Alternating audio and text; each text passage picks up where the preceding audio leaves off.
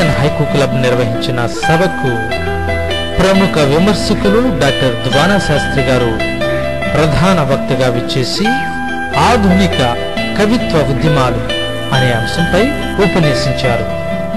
వారి భావాలేమిటో మీరు తెలుసుకోండి.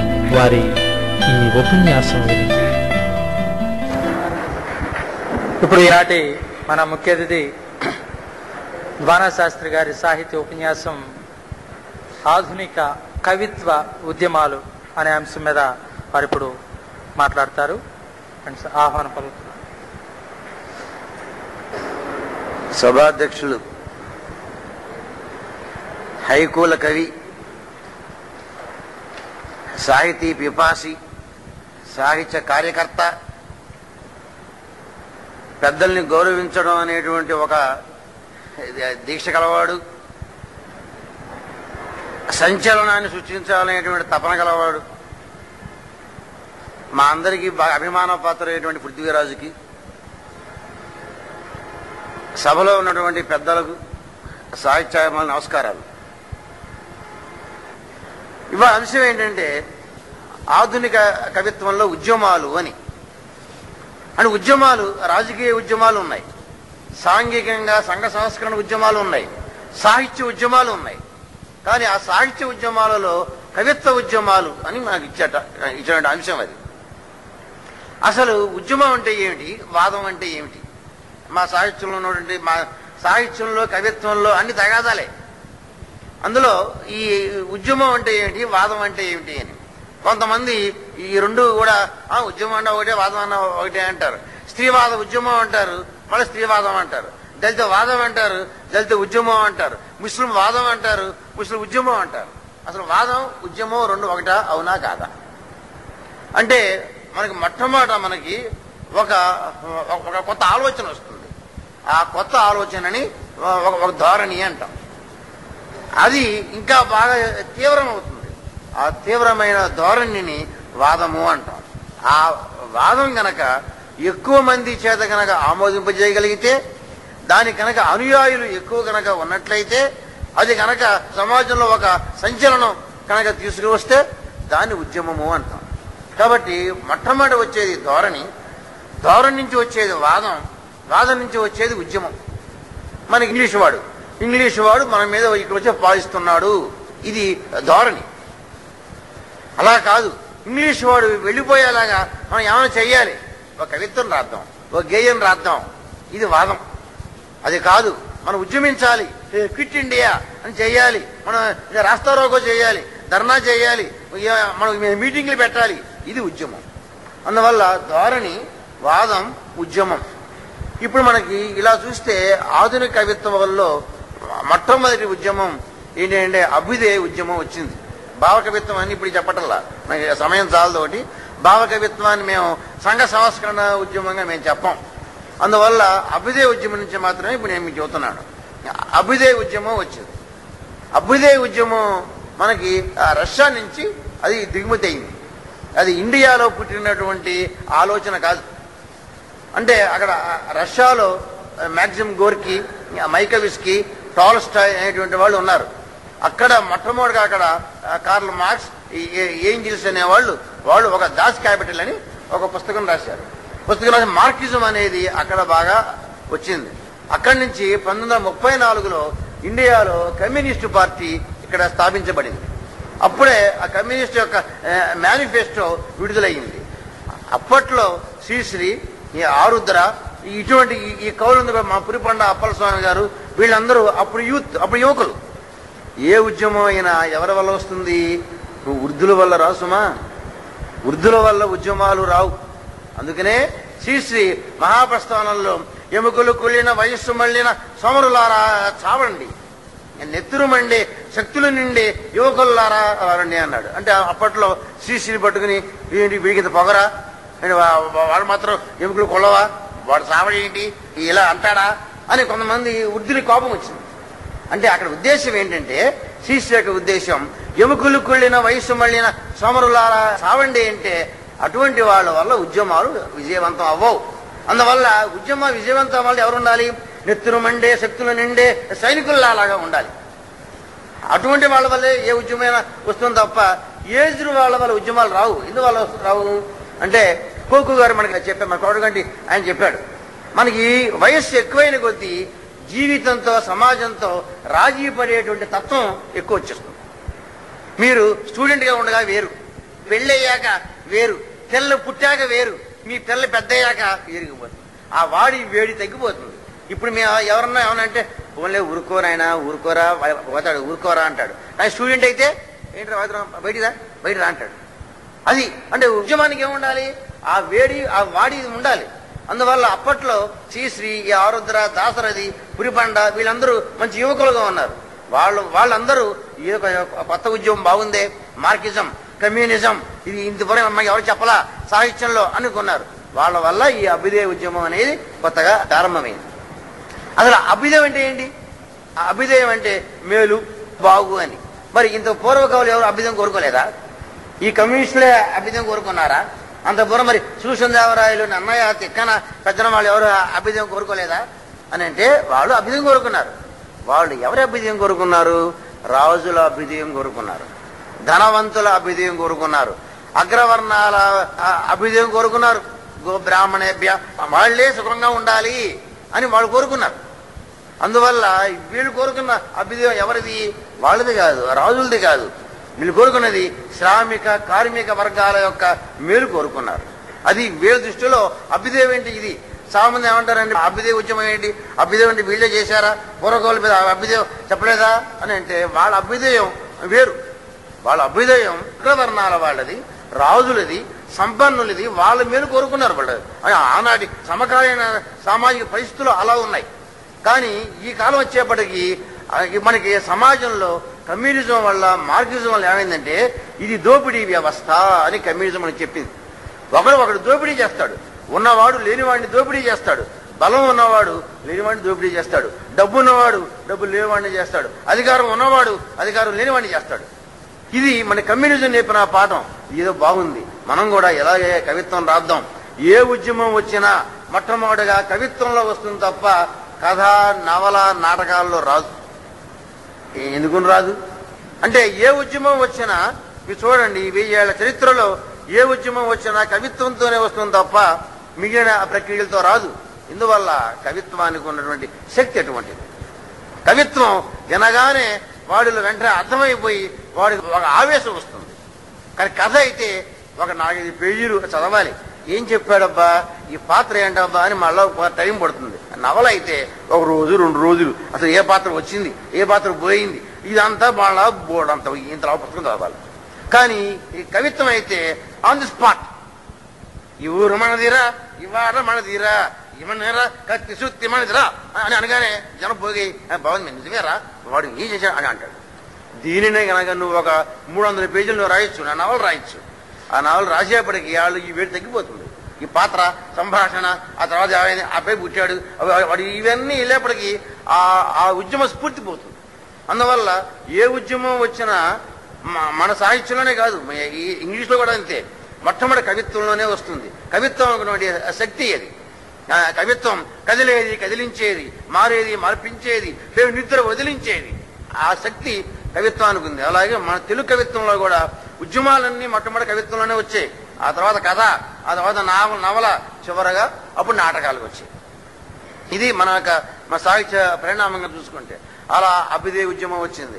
ఆ అభ్యుదయ ఉద్యమానికి శ్రీశ్రీ నాయకుడు అయ్యాడు. శ్రీశ్రీ మహాప్రస్థానం అభ్యుదయానికి ఒక మేనిఫెస్టో అన్నాం. మహాప్రస్థానం, ప్రస్థానం అంటే ప్రయాణం చేయాలి. అంటే ఎక్కడి నుంచి ప్రయాణం చేయాలి?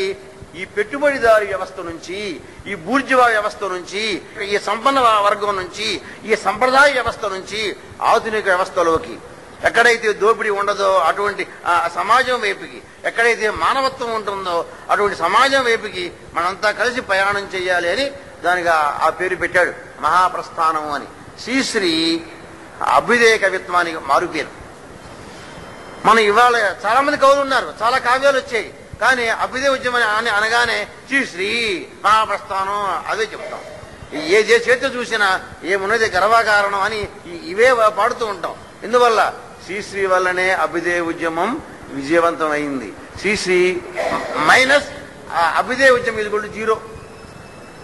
అలా ఒక్కొక్క ఉద్యమాలకి ఒక నాయకుడు వల్ల ఆ ఉద్యమ వ్యాప్తి బాగా జరుగుతుంది. అలా వచ్చిన అభ్యుదయ ఉద్యమంలో ఆరుద్ర, దాశరథి, చినారే, పురిపండ, అప్పలస్వామి ఇలా ఇటువంటి వాళ్ళు చాలా మంది, మా గంగిని అని వీళ్ళందరూ రాశారు. కానీ ఎవరు రాసినా మొట్టమొదటి స్థానం శ్రీశ్రీ వల్లనే అభ్యుదయ ఉద్యమం ఇంత వ్యాప్తి జరిగింది. ఆ తర్వాత దాశరథి, ఆరుద్ర గారు ఈ కావ్యాలు వచ్చాయి. అయితే ఈ ఉద్యమం 1935లో ప్రారంభమైంది. 35లో ప్రారంభమై 65 వరకు అభ్యుదయ ఉద్యమం బాగా తీవ్రంగా సాగింది. 65 నుంచి అభ్యుదయ ఉద్యమం మళ్ళీ చతికిలబడింది. ఎందువో చతికిలబడింది అని అంటే అప్పటిదాకా శ్రీశ్రీ లే రష్యా, నా రష్యా, దాని నుంచి రష్యా అని రష్యా పోయాడు. 35 నుంచి కమ్యూనిజం డౌన్ఫాల్ ప్రారంభమైంది. ఎక్కడైతే మన సమదోపిడి జరుగుతుంది అని అన్నారో అటువంటి రష్యాలోనే కొంచెం కమ్యూనిజం బీటలు మారింది. ఇండియాలో కూడా అప్పటి నుంచి ఇప్పటిదాకా కమ్యూనిజం ఎక్కడుందండి? ఇన్నేళ్ళు అయింది. మన ఎస్ఏ డాంగే, పుష్పబల సుందరయ్య పేరు చెప్పుకున్నాం కానీ ఎక్కడ కమ్యూనిస్ట్ ఉద్యమం సక్సెస్ అయింది? వాళ్ళు వచ్చే సీట్లు ఎన్ని? ఎన్టీ రామారావు తోక పట్టుకుంటే ఒక 20, ఇవాళ కాంగ్రెస్ పట్టుకుంటే ఒక 30, ఇంకో తోక పట్టుకోకపోతే వాళ్ళు వచ్చే 2-3 సీట్లే. అంటే మనకి కమ్యూనిజం, మార్కిజం భారతీయ సమాజానికి, ముఖ్యంగా మన ఆంధ్రప్రదేశ్కి అంతగా జనంలోకి ఎక్కల. ఓకే, మన పాటలు పాడుకుంటాం, ఎర్ర జెండా ఎర్ర జెండా అని పాటలు పాడుకుంటే జనం ఒక పాట బాగుంది అనుకుంటారు అంతే. జనక జనక జన అరే తాత జనారా అంటే ఓ పాట బాగుంది, భావం సరేరా తావ చూద్దాం, అయిపోయింది. అలాగూ ఈ అభ్యుదయ ఉద్యమం అక్కడ ఒక పక్క అక్కడ రష్యాలో బీటలు వారింది. ఇవాళ కూడా అభ్యుదయ ఉద్యమం చైనాలో, కమ్యూనిజం ఇవాళ బీటలు వారిపోయింది. అసలు మీకు చూస్తే 5 ఏళ్ల క్రితం దాకా అసలు చైనాలో బార్లు, క్లబ్బులు లేవు, ఈ మిస్ వరల్డ్ పోటీలు లేవు. మన హిందీ సినిమాలు, సక్సెస్ సినిమా అసలు చైనాలో బ్యాన్ చేశారు. గత 5 ఏళ్ల మట్టి ఇవన్నీ ఫ్రీగా ఫ్లో అయిపోతున్నాయి. అంటే కమ్యూనిజం ఏమైందన్నమాట, కమ్యూనిజం కూడా అక్కడ కూడా పోతుంది. ఇవన్నీ అభ్యుదయ ఉద్యమానికి ఆ తీవ్రత ఏ ఉద్యమం కూడా చావదు. అభ్యుదయ ఉద్యమం చావలేదు, కానీ ఆ తీవ్రత తగ్గిపోయి అభ్యుదయ భావాలు మాత్రం కవుల్లో, రచయితల్లో అలా అలా ఉంటాయి తప్ప ఉద్యమం మాత్రం చావదు. ఆ 1935లో ప్రారంభమైన ఉద్యమం తీవ్రత 65 నాటికి తగ్గి అభ్యుదయ కవులు రాసిన వీళ్లే వాళ్ళు చెప్పింది ఒకటి, చేసింది ఒకటి. ఇక్కడ మహాప్రస్థానం రాసి శ్రీశ్రీ ఏడవకండి మీకోసం గలం బట్టి ఆకాశబుద్ధారులు అంటే హడావిడిగా వెళ్ళిపోయి, అరుచుకుంటూ వెళ్ళిపోయి జగన్నాథ రచ్చక్కాలు అని చెప్పేసి ఇంత భూకంపం పుట్టిస్తానన్న ఇంత అభ్యుదయ కవి కాస్త వెళ్ళి సినిమా పాటలు రాసుకుంటూ సినిమా కవిత్వంలో కళాకానిది విలువైనది అంటూ వేదాంత పాటలు రాస్తూ కూర్చున్నాడు. ఇక్కడ దాశరథి నా తెలంగాణ కూడతనాల వీణ అని ఇలా పిడికిలి బిగించిన ఆయన అక్కడ వెళ్ళిపోయి రామనామం మధురం మధురం అంటూ సినిమా పాటల్లో ఆయన అక్కడ తూలుతూ కూర్చున్నాడు.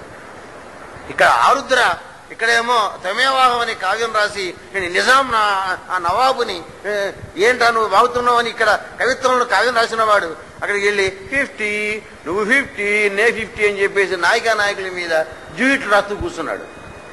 సినారయ్య గారు ఇక్కడేమో కావ్యాలు రాసి అభ్యుదయ కవిత్వం రాసి అక్కడికి వెళ్ళి అనేది నీ కన్నులలో నన్ను దోచుకుందో ఒకటే ఎన్నెల దొరసా అని ఆయన పాట రాసుకున్నాడు. ఇవన్నీ చూసాం. అంటే అరే వాళ్ళ కవిత్వంలో నేను చెప్పింది ఒకటి, వాళ్ళ జీవితంలో ఆచరణ ఒకటి. ఆ అభ్యుదయ ఉద్యమం, అభ్యుదయ సంస్థ 2గా చీలిపోయింది. అతివాదులు, కమ్యూనిస్టు పార్టీ ఎప్పుడు చీలిపోయిందో అభ్యుదయ ఉద్యమం చీలిపోయి అది కూడా తీవ్రత తగ్గిపోవడానికి కారణం కమ్యూనిస్టు పార్టీ చీలిక. ఇవాళకి కమ్యూనిస్టులు ఏం చెబుతారు? ప్రపంచ కార్మికులారా ఏకంగండి, మేము మాత్రం ఏకం కాం. మేము ఎందుకు ఏకం గారు?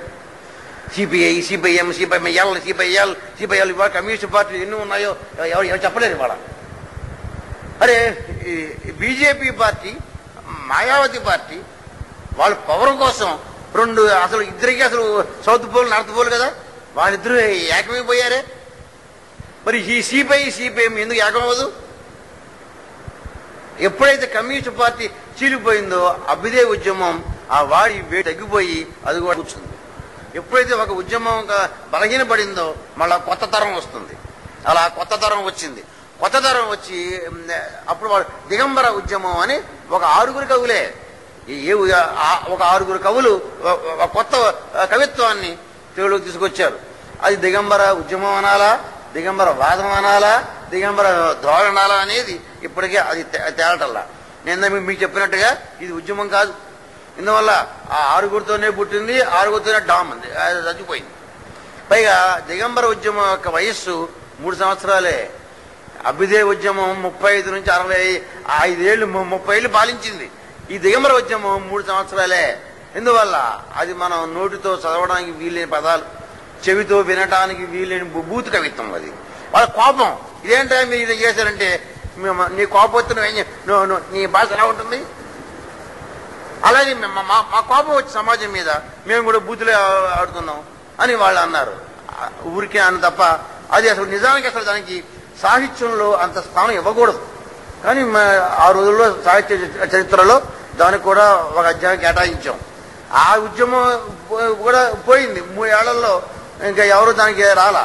అప్పుడు మనకి ఇక్కడ చైనాలో మావోయిజం బాగా అక్కడ వచ్చింది. అక్కడ లెనినిజం, మావోయిజం వీటి యొక్క ప్రభావం వల్ల తెలుగు కవిత్వంలో విప్లవ కవిత్వోద్యమం వచ్చింది. ఈ విప్లవ కవిత్వోద్యమం 1971లో పుట్టింది. 1971లో పుట్టి 1980 దాకా అది బాగా తీవ్రంగానే సాగింది. వాళ్ళ జయం ఏంటి? తుపాకీ కొట్టడం ద్వారా రాజ్యాధికారం, దెబ్బకు దెబ్బ, పన్నుకు పన్ను, అంతే, పన్ను పీకేయాలి అంతే. అలాగూ వాళ్ళ ఆయుధం కేవలం అంటే హింస, సాయుధ పోరాటం. సాయుధ పోరాటం ద్వారానే ఈ ఉన్నవాడిని లేనివాడిని సమానం చేయొచ్చు. మార్కిజం వల్ల ఈ ఉన్నవాడు లేనివాడు సమాజం అవరు, ఈ దోపిడీ వ్యవస్థ పోదు. ఎందువల్ల పోదు? మనం చూసాం కదా, 35 నుంచి 65 వరకు చూసాం. ఏం బాగుపడింది సమాజం? ఏం బాగుపడలా. బాగుపడకపోగా ఇంకా ఎక్కువైంది, దోపిడీ ఎక్కువైంది. అందువల్ల అభ్యుదయ ఉద్యమం మనకు అక్కర్లేదు. అందువల్ల మనం ఏం చేయాలంటే తుపాకీ పట్టుకోవాలి. ఒరే నీ దగ్గర ఈ 2 కోట్లు ఉన్నాయి, నాకు 1 కోటి ఇచ్చేసే. ఇక్కడ ఈ సమాజంలో అందరూ పేదవాళ్ళు ఉన్నారు, వాళ్ళకి ఇస్తా అన్నారు. ఇది పై చెప్పడానికి బాగానే ఉంది. ఇటువంటి ఈ విప్లవ ఉద్యమం మంచి అర్థమైన ప్రారంభమైంది. ప్రారంభం మాత్రం విప్లవ ఉద్యమం యొక్క ఆశయాలు చాలా మంచి ఆశయాలు. అయితే మళ్ళా వాళ్ళకి మళ్ళీ చీకులు వచ్చాయి. విప్లవ కవిత్వంలో ఇవాళ మీకు చూస్తే పీపుల్స్ వారిలో ఎన్ని ఉన్నాయో వర్గాలు, చీలికలు మనం చెప్పలేం.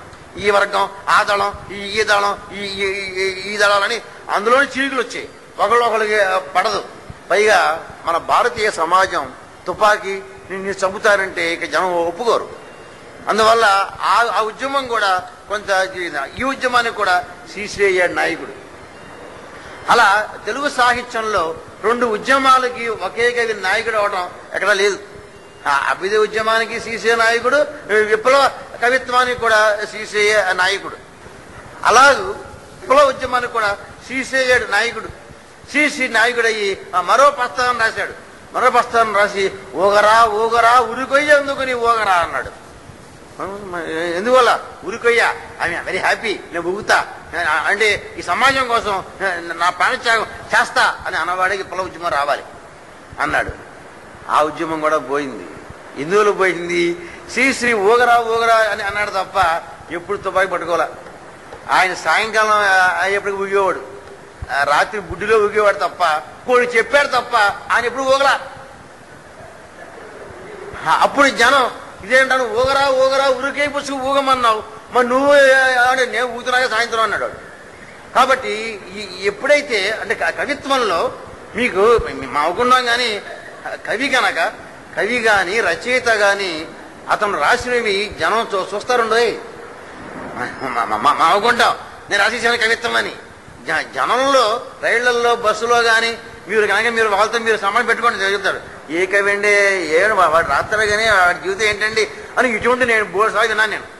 నేను ఎప్పుడున్నా నేను ప్రయాణంలో ఎవరన్నా సాహిత్యం కలిపితే మీ సాహిత్యం మేము చెప్పమాకండి, మీ అంతా రాసేది ఒకటి చేసేది ఒకటి అంటే జనంలో మన కవుల మీద మన సాహిత్యం పట్ల ఎలా ఉంచున్న ఒపీనియన్ అది 175 నిజం సుమా. మన జనాన్ని అంటానికి వీల్లేదు. అందువల్ల ఇది ఇక్కడ కూడా అలాగే జరిగింది. ఇక్కడ కూడా జ్వాలాముఖి, నగ్నముని వీళ్ళందరూ ఈ విప్లవ ఉద్యమంలో ఉన్నారు.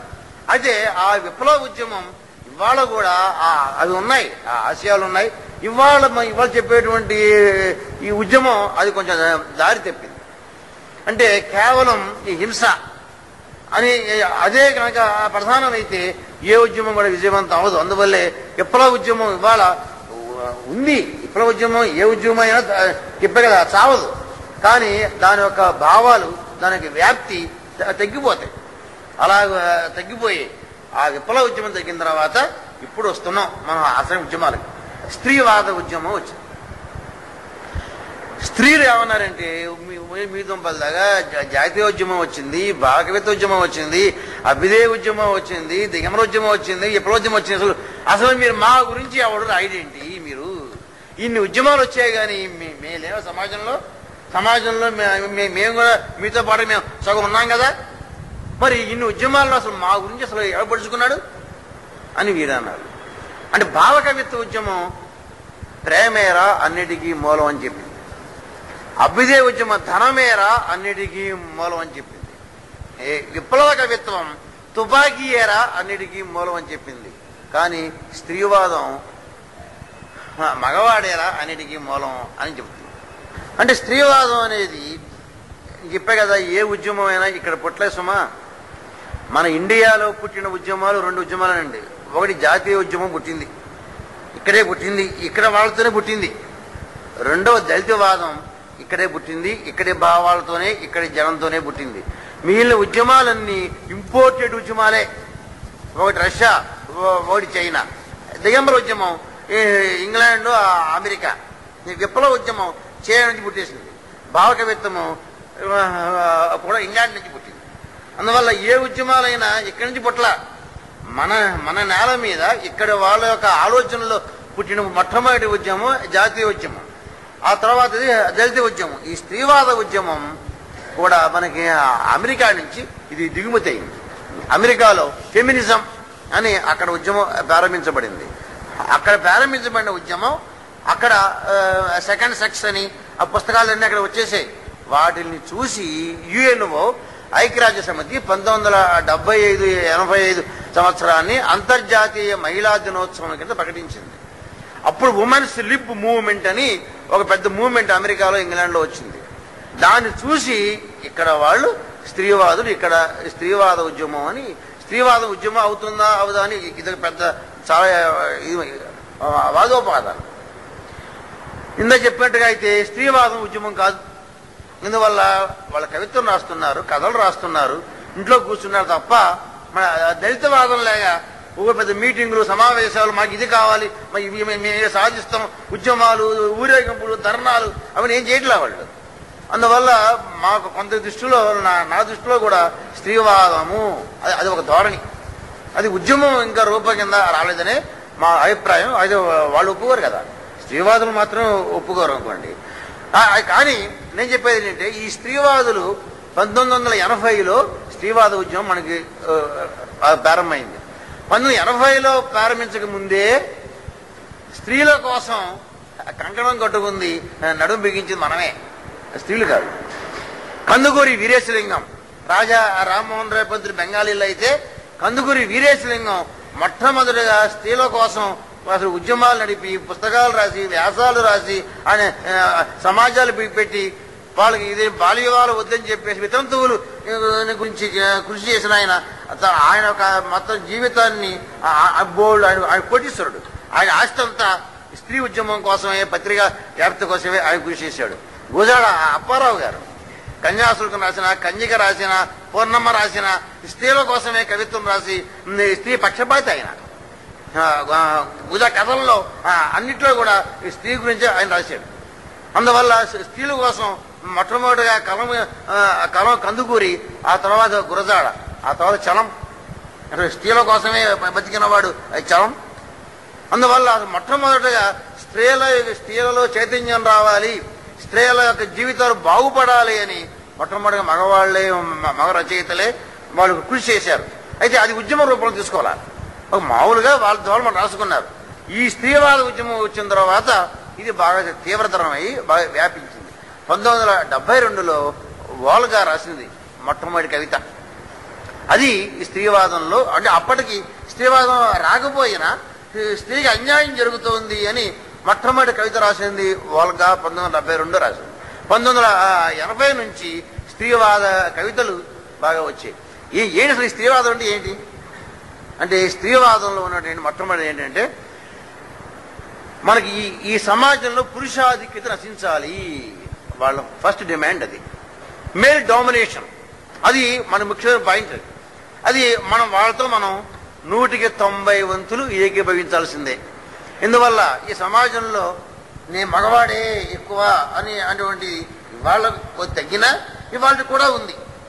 అసలు మా చిన్నప్పుడైతే అసలు అదే ఎక్కువ, ఆడది తక్కువ, నోరు మూసుకో, నువ్వు నీకు మాట్లాడమాక, నీకేం తెలుసు, నువ్వు కూర్చో, ఇవే వచ్చే డైలాగు. వాళ్ళు కూడా మనకు కొంతమంది ఇదే విధంగా అంటున్నారు అనుకోండి, కానీ తక్కువ మంది ఉన్నారు. అందువల్ల ఈ స్త్రీవాదంలో మొట్టమొదటిది ఏంటంటే పురుషాధిక్యత రచించాలి అని. ఎందువల్ల వాళ్ళు చెప్పింది అది కరెక్టే.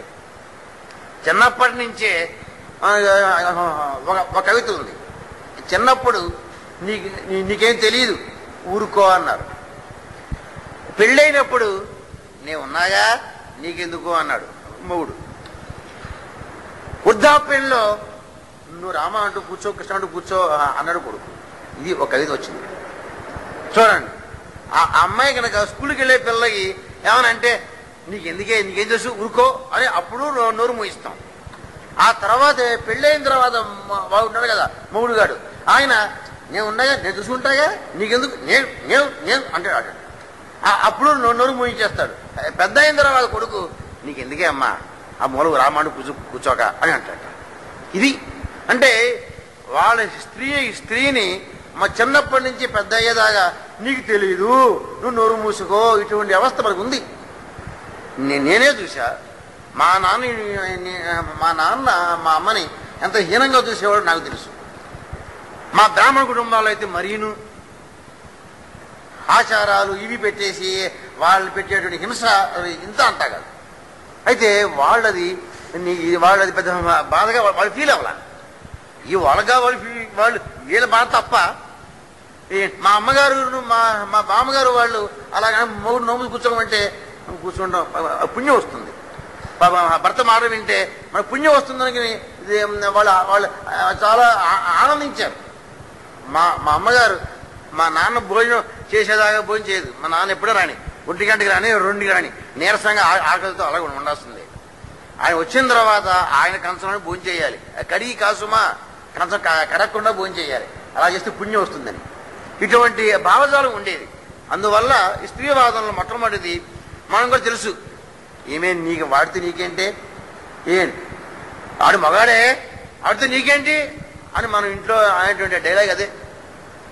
వాడు ఎక్కడికైనా వెళ్ళొచ్చు, వాడు బార్లకు వెళ్ళొచ్చు, వాడు డాన్స్ చేయొచ్చు, రాత్రి 1 గంట రావచ్చు, వాడిని ఏమనం.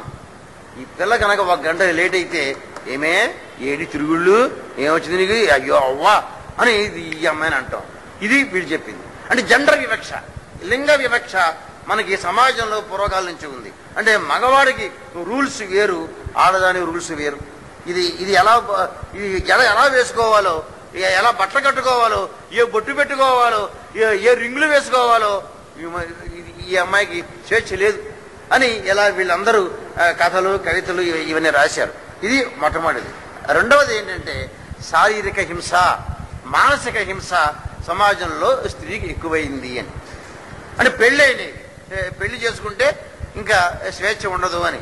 నేను దీని మీద మా స్టూడెంట్స్ చెబుతుంటా, మా ఐఏఎస్ స్టూడెంట్స్, నాయన ఈ వాదన నాకు నచ్చలేదు.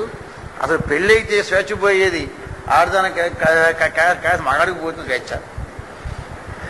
ఎందువల్ల పెళ్లి కానంత వరకు మనం సినిమాలకి షికార్లకి ఫ్రెండ్స్ వెళ్తాం. పెళ్ళి అయ్యాక డైరెక్ట్ ఇంటికి వచ్చేయాలి. సాయంకాలం 1 గంట లేట్ అవ్వకూడదు. అక్కడి నుంచి డబ్బులు చూసుకోవాలి. అంత పూర్వం మన డబ్బులు హాయిగా మనం 150 ఖర్చు పెడతాం. పెళ్ళేప్పటి నుంచి ఏమండి మీ శాలరీ ఏం చేశారు, ఏమైంది 100 రూపాయలు ఏం చేశారు అంటుంది ఇంట్లో. అందువల్ల అసలు ఆర్థిక స్వేచ్ఛ మాకు మాకు బయటికి స్వేచ్ఛ లేకుండా మా కొద్ది పెళ్ళయ్యాక మీకు కాదు అని నేను వాళ్ళతో కొంచెం అంటే ఆ స్టూడెంట్స్తో ఇటువంటి మాటలంటే అప్పటి నుంచి ఈ అమ్మాయిలు లేస్తారు అక్కడి నుంచి ఒక తగాదా అవుతుంది. దానివల్ల ఆ విద్యార్థుల్లో ఈ టాపిక్ మీద మనం ఎక్కువ చర్చ రావాలి. అంటే చర్చిస్తేనే ఆ విషయం జ్ఞాపకం ఉంటే తప్ప నేను ఓకే నేను పాఠం గంటలుగా చెప్పి వెళ్ళామనుకోండి విద్యార్థులకి మనసు ఎక్కదు. అందువల్ల వాళ్ళు కొంచెం కీ ఇస్తూ ఉంటారు మధ్య మధ్యలో, ఏం కాదు మేమే గొప్ప అని. అప్పుడు ఎవరో లేస్తున్నాం ఒక అమ్మాయి ఏం గొప్ప అని అంటుంది, అమ్మాయ్య ఇది పాయింట్. అప్పుడు అలా నా పాఠం అలా సాగుతుందన్నమాట. అలాగూ ఇది రెండవది. మూడవది ఏంటంటే స్త్రీ యొక్క సంతానం. స్త్రీకి సంతానం గురించి వాళ్ళు కవిత రాశారు. ఇందువల్ల పిల్లల్ని కనేది ఎవరు? మేము కంటామా? పిల్లల్ని పెంచేది ఎవరు? మేము పెంచాలా? కానీ ఎంతమందిని కనాలో ఎప్పుడు కనాలో మాకు స్వేచ్ఛ ఉందా? లేదు. మా ఆయన చెబితే కనాలి, మా ఆయన వద్దంటే మానేయాలి. మామగారు చెబితే ఆర్డర్. ఏమండి మేము పెళ్ళయ్యాక మేము ఒక 3 సంవత్సరాలు మేము పిల్లలు లేకుండా హాయిగా ఉంటామండి అంటే వాళ్ళ మామగారు వచ్చేస్తాడు, ఎరా మేము ఉండగా మాకు పిల్లలు ఇవ్వా, మాకు బాబుని ఇవ్వా, మేము పిల్లలు చూడకుండా మేము పోవాలా అంటాడు. అప్పుడు వెంటనే భర్త ఏమేవు మా నాన్న కోరిక తీర్చాలి మనం అని వీడు అంటాడు. అది కాదండి మనం ఆగుదామండి, నో ఆగడానికి వీల్లేదు అంటే. అరే అసలు పిల్లల్ని ఈ 9 మాసాలు నేను మొయ్యాలా? నేను చాలా నా ఆరోగ్యం నేను చూసుకోవాలా? నే కనాలా? నే పెంచాలా? నీకేం పోయింది, నువ్వు కనమంటావు, పెంచేది ఎవరు? అందువల్ల స్త్రీకి స్వేచ్ఛ ఉండాలి. ఇందులో పిల్లల్ని కనడంలో కూడా నాకు ఓపిక ఉన్నప్పుడు నేను కంట. It may take 2 years or 3 years అని దీని మీద కూడా కవితలు కథలు వచ్చాయి. అంటే పిల్లల్ని కనేది నేను, పెంచేది నేను, కానీ ఎప్పుడు కనాలో, ఒకరిని కనాలా, ఇద్దరు కనాలా ఏంటి స్వేచ్ఛ నాకు లేదా అని వాళ్ళ ప్రశ్న. అది కూడా కరెక్టే. మనం ఆ వాదనలో కూడా మనం వాళ్ళతో ఏకీభవిస్తాం. ఇంకోటి ఏంటంటే ఆర్థిక స్వేచ్ఛ లేదు అని, ఇది కూడా మనతో వాళ్ళతో ఏకీభవిస్తాం. ఆర్థిక స్వేచ్ఛ ఉన్నప్పుడు స్త్రీ మనం గౌరవిస్తాం. మరి మీకు తెలుసు కొంతమందికి కొన్ని కులాల్లో కట్నం డబ్బులు ఇవ్వరు, ఆ అమ్మాయి పేరు మీదే ఉంటుంది. అప్పుడు వాడు నోరు మూసుకుంటాడు. ఆ అమ్మాయిని నిన్ను కొడతా, నిన్ను తిడతా అని నాన్న బుద్ధి తినడు. ఇందువల్ల ఆమె వెనకాల ఆస్తి ఉంది. ఆ ఆస్తి లేకపోతే నువ్వు కాకపోతే ఇంకోతి ఏంటి అంటాడు వెంటనే. అందువల్ల మనకి ఆర్థిక స్వేచ్ఛ కనుక స్త్రీకి ఉంటే స్త్రీ సమాజంలో ఏంటి నీకు ఇష్టమైతే వెళ్ళిపో ఉంటుంది, అప్పుడు ఏమైపోతాడు. అందువల్ల ఆర్థిక స్వేచ్ఛ ఉండాలి స్త్రీకి. అది కూడా మనం వాళ్ళతో ఏకీభవిస్తాం. ఎక్కడ ఏకీభవించమంటే వాళ్ళల్లో ఉన్నది ఏంటంటే పురుష ద్వేషం. అని మగాడు అని అంటే చాలు వాడు ఒక జంతువు అని కవిత రాశారు. మగ మృగాల్లారా అని చెప్పేసి తుర్లపాటి రాజేశ్వరి ఒక కవిత రాశారు. అప్పుడు నేను మన ఆవిడది బరంపురం సభలో వెళ్ళినప్పుడు, ఏమ్మా నువ్వు ఇలా రాసావు కదా, మరి నువ్వు మృగం అయితే మరి మేము మృగం అయితే నువ్వు అదే అవ్వాలి కదా అన్నా నేను. అంతే కదా, భార్య ఏమైతే భర్త అదే అవుతుంది కదా. కాబట్టి మీ యొక్క కవిత్వంలో మగాళ్ళని పట్టుకు తిడితే మీ ఉద్యమం కాస్త పాడైపోతుంది. మగవాళ్లలో కూడా చేంజ్ రావాలి. అప్పుడు నిజమే, నేను స్త్రీలు నేను బాధిస్తున్నా, నేను మా ఆవిడికి రేపటి నుంచి వాడు కొంత స్వేచ్ఛ ఇవ్వాలి, అప్పుడు నిజమే అని మాలో మానసిక పరిణామం వచ్చేలాగా మీరు కవిత్వం రాయాలి తప్ప వాళ్ళగానా అది అంటే అలా అవుతుంది అని కనుక నేనంటే ఇంకా లాభం ఏంటి? అందువల్ల ఉద్యమ ఒక కౌరు మీద చాలా బాధ్యత ఉంది. వాళ్ళు కనుక రాస్తే అసలు ఉద్యమం దేనికోసం అవుతుంది? ఉద్యమం అనేది మనుషుల్లో మార్పు కోసం, మన సంప్రదాయం నుంచి కొంచెం పరిణామం చెందడానికి. నీ కవిత్వం వల్ల మనలో ఏం రావాలి? మానసిక పరివర్తన రావాలి. నిజమే, స్త్రీకి అన్యాయం జరుగుతోంది పాపం అని ఆ భావన రావాలి. కానీ ఈ స్త్రీలంతా అంతే, వీళ్ళందరూ నా మీద ఎలా చెప్తారు అని రాస్తే నీ కవిత్వ ప్రయోజనం ఏంటి? అలాగూ చాలా కవితలు వచ్చాయి. జయప్రభ అనే ఆవిడ ఒక కవిత రాసింది, పైటను తగలయ్యాలి అని. పైటను తగలయ్యాలి అది రాస్తే అప్పట్లో మనకి ఇంత నాలెడ్జ్ లేదు. నాకు కోపం వచ్చేసి వెంటనే నేను ఆంధ్రజ్యోతిగా ఉత్తరం రాసేసా. బయట తగలేస్తే ఎవరికి నష్టం, మాకు లాభమే అని ఏదో ఒక ఉత్తరం రాసి పడేసా. రాసి పడేస్తే ఎవరో జే ప్రభుత్వం ద్వారశాస్త్రి రాసే ఉత్తరం రాసేవాడంటే ఇదే ఏమొచ్చే వాడికి, వాడు అంతేలే అని నా మీద అందిట. ఆ జయప్రభ నోట్లోంచి వాడంతేలే వాడికేం వచ్చిందంటే అది చాలా సౌమ్యంగా అని అర్థం. ఎందువల్లంటే మనకి ఒక కవి నాడు జ్వాలాముఖి అని, వాడు ఈ స్త్రీవాదం మీద వ్యతిరేకంగా ఒక పెద్ద వ్యాసాలు కవితలు రాశాడు. ఎందువల్ల ఈ స్త్రీవాదం ఆ తర్వాత చెప్తాం. ఈ స్త్రీవాదాన్ని ఇలా మనం చూస్తే ఇప్పుడు వాళ్ళు ఏమంటారంటే స్త్రీవాద కవిత్వం వచ్చింది ఏంటంటే మేము ఆడవాళ్ళం, పిల్లల్ని మేము కనాలా అని వాళ్ళు బోల్డ్ రాశారు కవితలు. లేబర్ రూమ్ అని ఒక కవిత రాసింది, దానికి నేను వ్యతిరేకంగా ఒక కవిత రాశాను. ఆ లేబర్ రూమ్లో ఆవిడ ఏం చెప్పింది, స్త్రీ యొక్క ప్రసవ వేదన మీద రాసింది. నేను ఎన్ని బాధలు పడతానో లేబర్ రూమ్లో ఉండి, నేను మళ్ళా నా ప్రాణం పోతుందేమో అని, నువ్వేమో హాయిగా ఉన్నావురా ఒరే మగవాడ, నువ్వు పక్కన పడుకోవడం వల్ల నేను చూడరా నేను చస్తానో బహుతానో అని ఏడుస్తూ ఆవిడ కవిత రాసింది. నాకు ఒళ్ళు మండింది. నేను నా యాంటీ కవిత రాశాను. ఆ కవిత పేరు పురుష వేదన. నీదేమో ప్రసవ వేదన అయితే నాది పురుష వేదన అని నేను కవిత రాసి అమ్మా నిజమే, నువ్వు లోపల నువ్వు ఒక పాపాయిని ఇవ్వటానికి నువ్వెన్ని బాధలు పడుతున్నావో, నేను బయట వరండాలో నా గుండెల్ని నేనే పిండుకుంటూ మా ఆవిడ ఏమవుతుందో, ఆ పాప ఎలా ఉంటుందో అని నేను బయట వరండాలో నేను పిచ్చి కుక్కలేగా నా గుండెల్ని జొత్తు పుచ్చుకున్నా. పైగా నేను ఏం చెప్తాను, నేను డాక్టర్ గారు ఆ పాప అయిపోతే పోయింది, మావిడ బతకాలి, ఈ కాంపు పోతే మళ్ళీ రెండో కాంపు ఉన్నా నాకు ఆ పాపాయి వస్తుంది, ముందు మావిడ చూడండి మేము చెప్పమా, మాకు మాత్రం దయాదాక్షిణ మాకు లేవా అని నేను ఒక కవిత రాశా. అది పెద్ద గొడవలో తీసింది. మళ్ళీ నా మీద ఇంకో అమ్మాయి కవిత రాసింది అని. అంటే ఏంటంటే వాళ్ళకి మళ్ళా ఒక అమ్మాయి రాసింది, షాజహాన్ అని ఆవిడ రాసింది. నిజమే, నేను ప్రసవేదన పడుతున్నాను. ఎందుకోసం, ఈ భూమి మీద ఒక కొత్త జీవి రావడం కోసం. నేను తప్ప మగాడికి ఇటువంటి సౌకర్యం ఉందా అంతే. అది పాయింట్. ప్రతి స్త్రీ ఏమనుకోవాలి, ఈ భూమిలో ఇన్ని జీవులు ఉన్నాయి అంటే, ఇంతమంది జీవరాశులు ఉన్నారు అంటే, ఇంతమంది మగపురుషులు ఉన్నారంటే దానికి కారణం నేనే. నా వల్లలే ఇంతమంది మనుషులు జీవిస్తూ వరకు పుడుతున్నారు అమ్మాయ. కాబట్టి నేను ఈ ఒక 2 hours ఈ ప్రసవేదన పడితే ఈ భూమిలోకి ఇంకొక జీవి రావటంలా అమ్మాయ, ఇది వెరీ గ్రేట్. ఈ ఫీలింగ్ రావాలి తప్ప ఒరే నువ్వు బాగానే ఉన్నావురా నేను ఏడుతున్నారా ఇదేమిటి ఈ గొడవ ఏంటి అని. నేను చాలా చోట్ల విజయవాడలో కూడా సభలో మాకు వాళ్ళకి తగాదాలు అయ్యాయి. వాళ్ళు అంటారు, ఆవిడ ఇంకో కవిత రాసింది చూపులు అని కవిత రాసింది మన జయప్రభ. అంటే ఈ మగవాళ్ళ చూపులు ఎలా ఉంటాయా ఆడవాళ్ళ మీద అన్న. నేను అన్నాను, నిజమే కొంతమంది చూపులు బాగుండవు, కానీ చూడకుండా మేము సావమంటావా, మాకు దేవుడు మా కళ్ళు ఇచ్చాడు. పైగా ప్రకృతిలో అది మేమేం చేయలేం. స్త్రీ కొన్ని సౌందర్యమైన పెట్టాడు, మా మొహం పెట్టి సావాలా. కాబట్టి ఎక్కడైతే సౌందర్యం ఉందో సౌందర్యం చూడడం తప్పు కాదు, సౌందర్యం కావాలని కోరుకోవడం తప్పు. ఇప్పుడు గులాబీ పువ్వు ఉంది, చూస్తాం అమ్మా బాగా తాగిపోలియే అని అంటలా మనం, ఏం బాగుంది అనుకుంటాం అంతే. కానీ అది నాకు కావాలనుకోవడం తప్పు. కాబట్టి ఈ కళ్ళు ఉన్నాయి కాబట్టి అక్కడ సౌందర్యం ఉంటే అక్కడ చూస్తాం అంతవరకు. కానీ నువ్వు అన్న చూపులు ఉన్నాయి, ఈ మన కొంట చూపులు తొండ్ర చూపులు, వాటిని మాత్రం మేము కూడా సహించాం.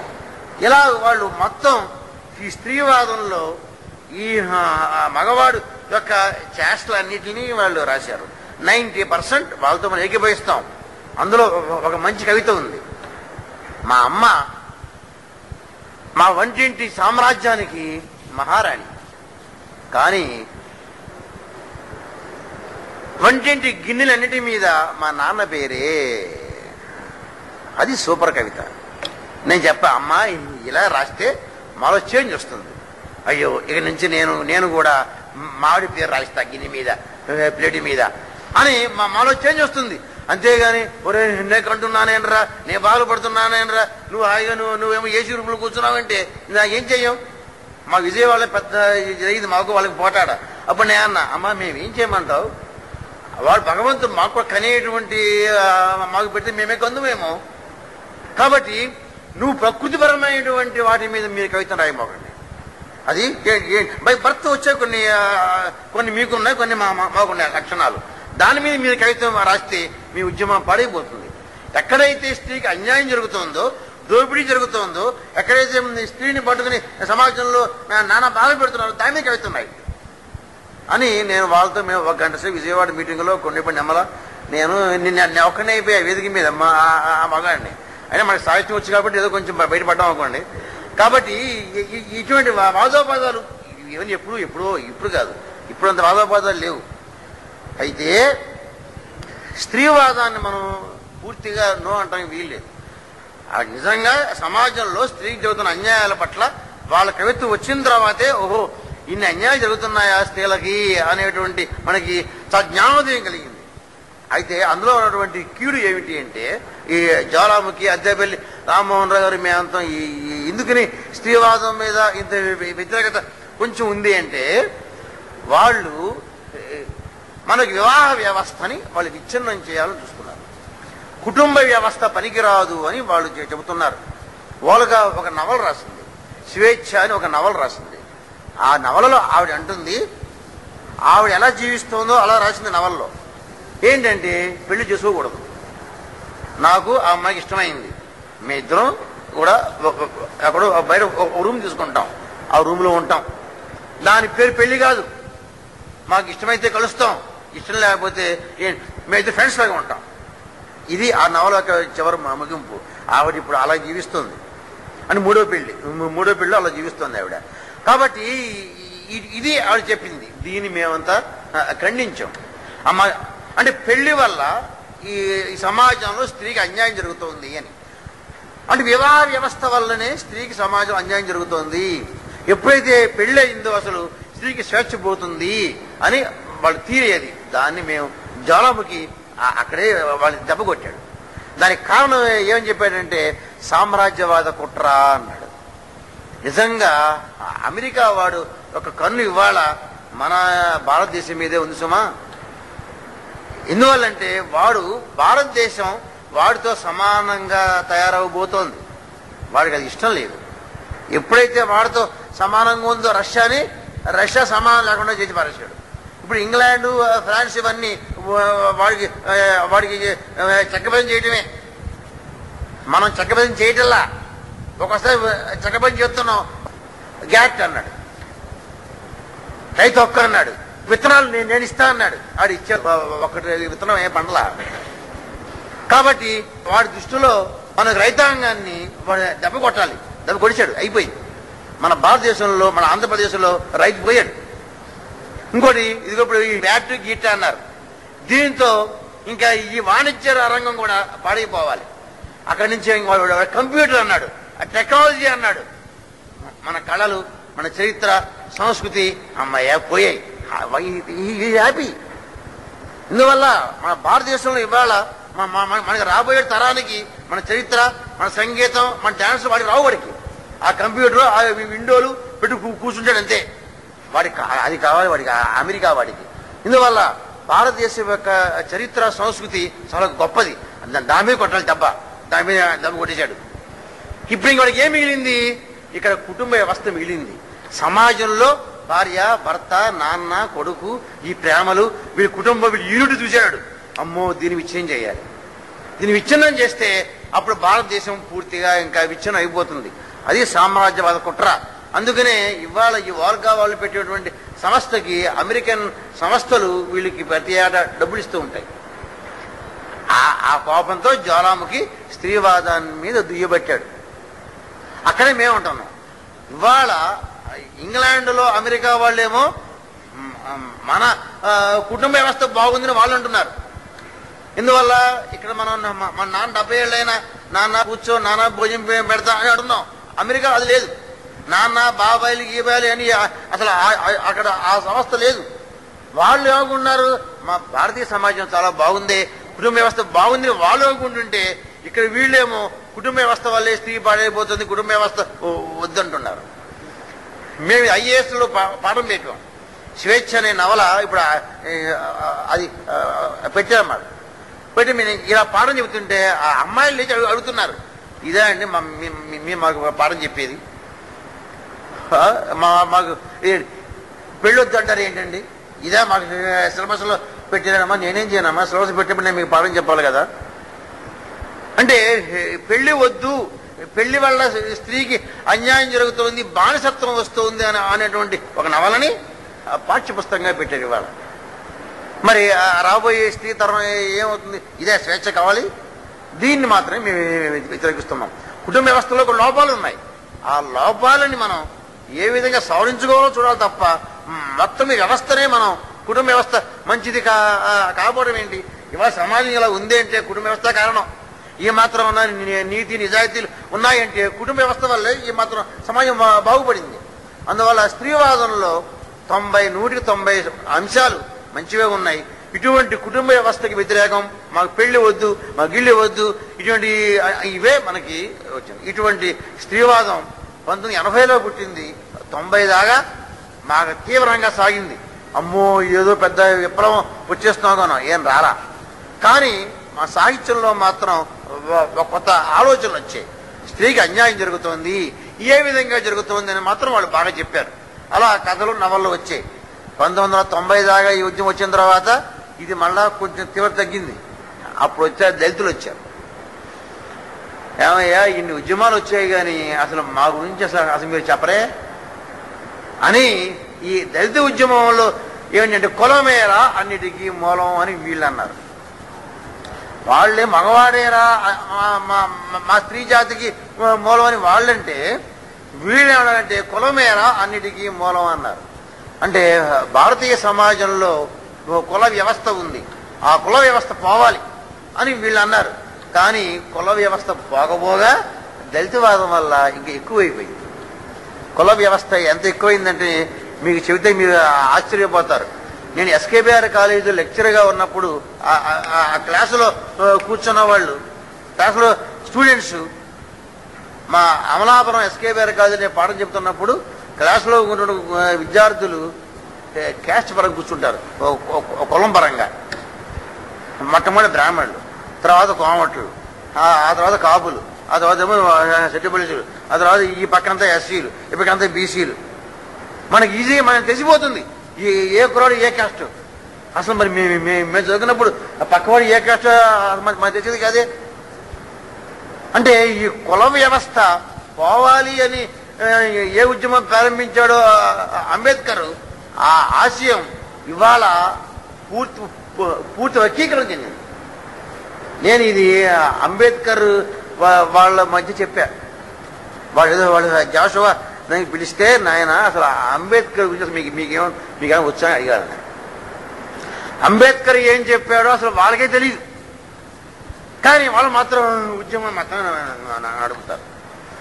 అది అందరూ దళిత ఉద్యమం అని 1990లో ప్రారంభమైంది. 1990లో ప్రారంభమైంది. ఇది మాత్రం ఇక్కడే పుట్టింది, మన ఆంధ్రప్రదేశ్లో, మన గడ్డ మీదే, ఇక్కడి జనంతోనే పుట్టింది తప్ప ఇది చైనా నుంచి ఇంగ్లాండ్ నుంచి వచ్చే ఉద్యమం కాదు.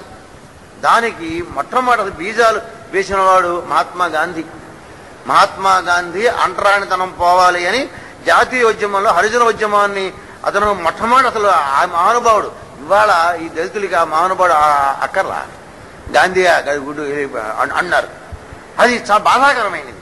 ఎందుకంటే మహాత్మా గాంధీ యొక్క ఆశయం కేవలం దళిత ఉద్యమే కాదు, ఆయన యొక్క పెద్ద ఉద్యమంలో, స్వరాజ్య ఉద్యమంలో ఒక పార్ట్ అది.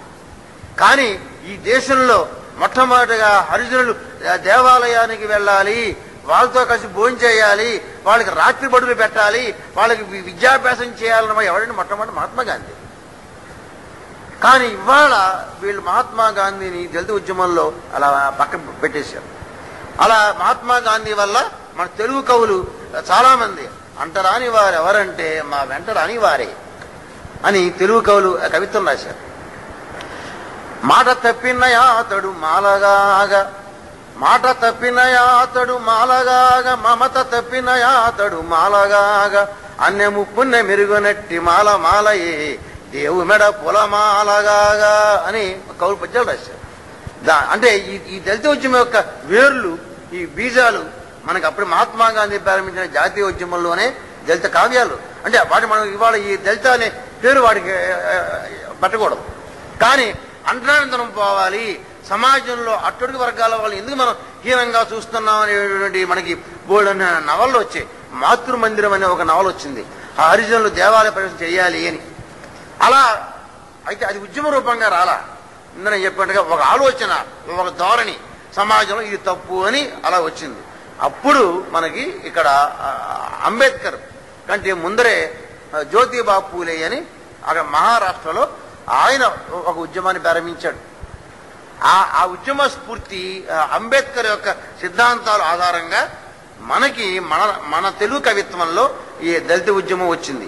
ఈ ఉద్యమం ఇంత తీవ్రంగా రాకపోను, దానికి మూల కారణం మనకి కారంచేడు, పదిరికొప్పం. అక్కడ ఈ అగ్రవర్ణాల వాళ్ళు ఈ మాలమాదిగల మీద చేసినటువంటి దౌర్జన్యాలు, వాళ్ళ హింస, దానివల్ల వాళ్ళలో ఒక యూనిటీ వచ్చింది, సమైక్యత వచ్చింది. అది తెలుగులో దళిత కవిత్వ ఉద్యమానికి నాంది పలికింది. అంటే ఆ కారంచేడు పదిరికొప్పం ఉద్యమాలు అక్కడ కనుక అవి కనుక జరగకపోతే దారుణాలు ఇంత ఉద్యమం వచ్చేది కాదు. అంటే ఆ ఉద్యమాల వల్ల ఏమైంది, మొత్తం వాళ్ళకు కులాలు ఉన్నటువంటి అప్పటిదాకా వాళ్ళకే ఉన్నాయి భేదాభిప్రాయాలు. వాటి వల్ల అందరూ కలిసి ఏకతాటిపై వచ్చారు. ఉద్యమం అనేది ఎప్పుడు కూడా ఏకతాటి మీద ఉంటేనే అది విజయవంతం అవుతుంది. అలా ఏకతాటి వచ్చారు. అప్పుడు వచ్చిన కవిత్వం ఉందండి. నిజంగా ఆ ఉద్యమంగా అలాగే సాగి ఉంటే ఇవాళ సమాజంలో ఎంతో మార్పు వచ్చేది. అలా వచ్చి ఈ దళితవాదంలో ముఖ్యమైన అంశం ఏంటి అంటే అక్కడ స్త్రీవాదులు పురుషాధిక్యత అన్నారు, వీడి కులాధిక్యత అన్నారు.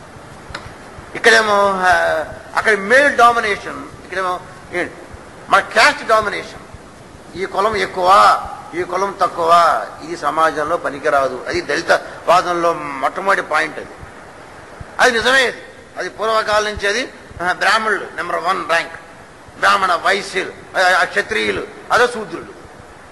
అందుకనే అన్నాడు జాషువా, ముసలివాడైన బ్రహ్మకు పుట్టి నలుగురు కుమారుడుంచు విన్నాము గాని పసరము కన్నా హీనమైన ఈ 5వ కులస్తుడెవరమ్మా సవిత్రి. సవిత్రి అంటే గాయత్రి, వేదమాత. అమ్మా వేదమాత, నువ్వు మాకు ఎన్ని కులాలు చెప్పావమ్మా? చాతుర్వర్ణ వ్యవస్థ చెప్పావు, బ్రాహ్మణ క్షత్రియ వైశ్య శూద్రులు. మరి ఈ 5వ కులం ఎక్కడదమ్మా చెప్పమ్మా అన్నాడు. జాషువా వేసిన ఆ ప్రశ్నకి ఇవాళ ఏ వేద పండిత సమాధానం చెప్పలేడు. ఎందువల్ల వేదాలలో పంచమ కులం లేదు, 4 కులాలే ఉన్నాయి. మరి ఈ సమాజంలో నువ్వు పంచముడివి అని మమ్మల్ని ఎందుకు ఇలా మమ్మల్ని చేస్తారమ్మా చెప్పమ్మా అంటే అప్పుడు జాషువా 75 ఏళ్ల క్రితం వేసిన ప్రశ్నకి ఇంతవరకు సమాధానం చెప్పిన కాలరు ఉన్నవాడు, మీసం ఉన్నవాడు ఎవరు రాలా. అది జాషువా యొక్క ఆలోచన. అది నిజం. అది అంటే అసలు ఈ పంచమ కులం అసలు ఎవరు పుట్టించారు? వేదాల్లో లేనిది ఎలా వచ్చింది? అది కావాలి ప్రశ్న. అంటే అది ఎవరు పుట్టించారంటే బ్రాహ్మణుల, క్షత్రియుల, రెడ్డిల అనేది అది మనకి చారిత్రక అంశంగా, సామాజిక అంశంగా. కానీ ఆ ప్రశ్న మాత్రం ఇవాళ ఈ ప్రశ్నే. ఎందువల్ల అని, అందువల్ల ఈ ఒకళ్ళు ఎక్కువ ఒకళ్ళు తక్కువ అదే ఎక్కడుంది? మన వేదాల్లో ఏముంది? ఆత్మ సర్వభూతాని, నీ ఆత్మలే కానీ ఆయన ఆత్మ ఒకటే, ఈయన ఆత్మ ఒకటే, అందరిలో కూడా దేవుడు ఉన్నాడు. ఇవన్నీ వేదాలు చెప్పాయి కదా. మరి ఆ చెప్పిన ఏమైపోయండి? సహనాభవతు సహనౌ భునక్తు సహ వీర్యం కరవావహై ఈశ్వరావధీతమస్తు ఓం శాంతి మా విద్విషావహై ఓం శాంతి శాంతి. అబ్బా ఏం చెప్పాను వేదాలు చెప్పేవరా? కానీ నువ్వేం చేసావురా? టాకులలో ఉన్న రాసి పెట్టి అంతే. నిజంగా కనుక వేదాలు చెప్పినట్టుగా కనుక ఈ సమాజంలో బ్రాహ్మణులు, రాజులు కనుక పాటించి ఉంటే ఇంత ఉద్యమాలు, ఈ ఎస్సీలు, ఈ ఎస్టీ గొడవలు రిజర్వేషన్లు రావుగా, వచ్చేవి కావుగా. అందువల్ల అక్కడ దెబ్బ కొట్టారు. వాళ్ళు కొట్టిన వాళ్ళు బ్రాహ్మణులకు బ్రాహ్మణులు రాజులే కదా. ఆ రోజుల్లో సమాజంలో ఉన్నది ఎవరు? నెంబర్ 1 రాజులు. వాళ్ళ కింద తొత్తు బ్రాహ్మణుడు. రాజు ఏం చేస్తే బ్రాహ్మణుడు అది చేయాలి. అందువల్ల ఒరే వాళ్ళ కింద పెట్టి తొక్కించాలి, అయిపోయింది. అందువల్ల ఈ దళిత ఉద్యమం రావడానికి ఏంటంటే కులాధిపత్యత. దేవుడు అందరినీ సమానంగా పుట్టిస్తే మీరు ఎందుకు ఎక్కువయ్యారు, మేము తక్కువయ్యాం చెప్పండి, అది ప్రశ్న. అందులో తప్పే లేదు. అది రెండో ప్రశ్న ఆత్మగౌరవం. నీ కులం పేరు చెబితే నీకు ఆత్మగౌరవం. శాస్త్రి గారు, రెడ్డి గారు, చౌదరి గారు, నన్నేమో మావులోడు, మాదిగోడు. నా కులం పేరు చెబితే నువ్వెందుకు నన్ను హీనంగా చూస్తున్నావు? నాకు ఆత్మగౌరవం నాకు అక్కర్లేదా? దీని మీద ఒక చిన్న సంఘటన చెబుతా. రాయమండ్రి తెలుగు యూనివర్సిటీలో దళిత ఉద్యమం మీద ఒక పెద్ద మీటింగ్ సెమినార్. ఆ రాజమండ్రి తెలుగు విశ్వవిద్యాలయంలో ఒక పేద బ్రాహ్మణుడు, అతను అక్కడ ఎంఏ చదివాడు. ఎంఏ చదివి అక్కడ పిహెచ్డీ చేస్తున్నాడు. ఆ దళిత ఉద్యమం వచ్చాడు నాయకుడు. వాడిని ఆ బ్రాహ్మడు ప్రశ్నించాడు, ఏమండి రిజర్వేషన్లు మీకేనా? బ్రాహ్మణులు పేదవారు లేరా? మేము మా నాన్న వంట బ్రాహ్మడు, మేము అక్కడికి వెళ్ళి అడిచే 150తో మా కుటుంబం ఇలాగే మేము చేస్తున్నాం. కానీ మాకు గవర్నమెంట్ ఉద్యోగం మాకు రావా? మీకే రావాలా? నేను చూడండి, నేను రాయమండ్రిలో నేను డబ్బులు లేక 2 సంవత్సరాలు నేను వాళ్ళింట్లో ఒకరోజు వీళ్ళింట్లో ఒకరోజు భోజనాలు చేసి నేను వారాలు చేసుకుని నేను చదువుకున్నాను. నాకు మాత్రం రిజర్వేషన్ అక్కర్లేదా అని ప్రశ్నించాడు చాలా ధైర్యంగా. మేము అనుకున్నాం ఈ ఉద్యమం పని అయిపోయింది, ఆడే సమాధానం చెప్పాడు అనుకున్నాం. కానీ ఆ దళిత నాయకుడు గొప్ప సమాధానం చెప్పాడు. నిజమే, నువ్వు ఏమన్నావు? 2 సంవత్సరాలు నువ్వు రాయమండ్రిలో నీ కులం పేరు చెప్పుకొని ఫ్రీ బోటింగ్ అండ్ లాడ్జింగ్ నువ్వు చేసుకున్నావు. నేను అదే నా కులం పేరు చెప్పుకుంటే నాకు భోజనం పెడతారా? అది ప్రశ్న. బాబు నేను బ్రాహ్మణ్ణి, నేను ఎంఏ చదువుతున్నాను, భోజనం పెట్టు. పెడతారు. భోజనం బ్రాహ్మణ్ పెడితే పుణ్యం వస్తుంది, పెడతారు. ఏంటి, నేను మాదిగానండి, నేను యూనివర్సిటీ చదువుతున్నాను, నాకు అన్నం పెట్టమని పెడతారా? పెట్టరు. అంటే నీ కులం పేరు చెబితే స్టిల్ ఇవాళ కూడా నమస్కారం శాస్త్రి గారు అంటే శాస్త్రి ఉండే నువ్వు పెడతావా? ఏ శోభు పెట్టవా? ఎందుకు పెట్టవు? అంటే నీ కులానికి ఇవాళకి కూడా నీకు ఆత్మగౌరవం ఉంది. అందుకనే నువ్వు 2 సంవత్సరాలు నువ్వు ఫ్రీగా నీకు భోజనం దొరికింది. నాకు చదువుతుందా? అందువల్ల నా కులం పేరు చెబితే నీకు మళ్ళీ నాకు కూడా 2 సంవత్సరాలు కనుక ఫ్రీ మీల్స్ దొరికిన రోజున అప్పుడు నీకు కావాలి అని చెప్తా. అది మంచి పాయింట్. ఇవాళ కూడా ఇప్పుడు మన సమాజం చూస్తున్నాం, బ్రాహ్మణుడు ఎవడన్నా తగాదా పెడితే నీకు బ్రాహ్మణుడు ఏంట్రా, ఆయనతో ఏంట్రా, మాస్టర్ బుక్ మీకు ఎందుకు అయిపోయింది.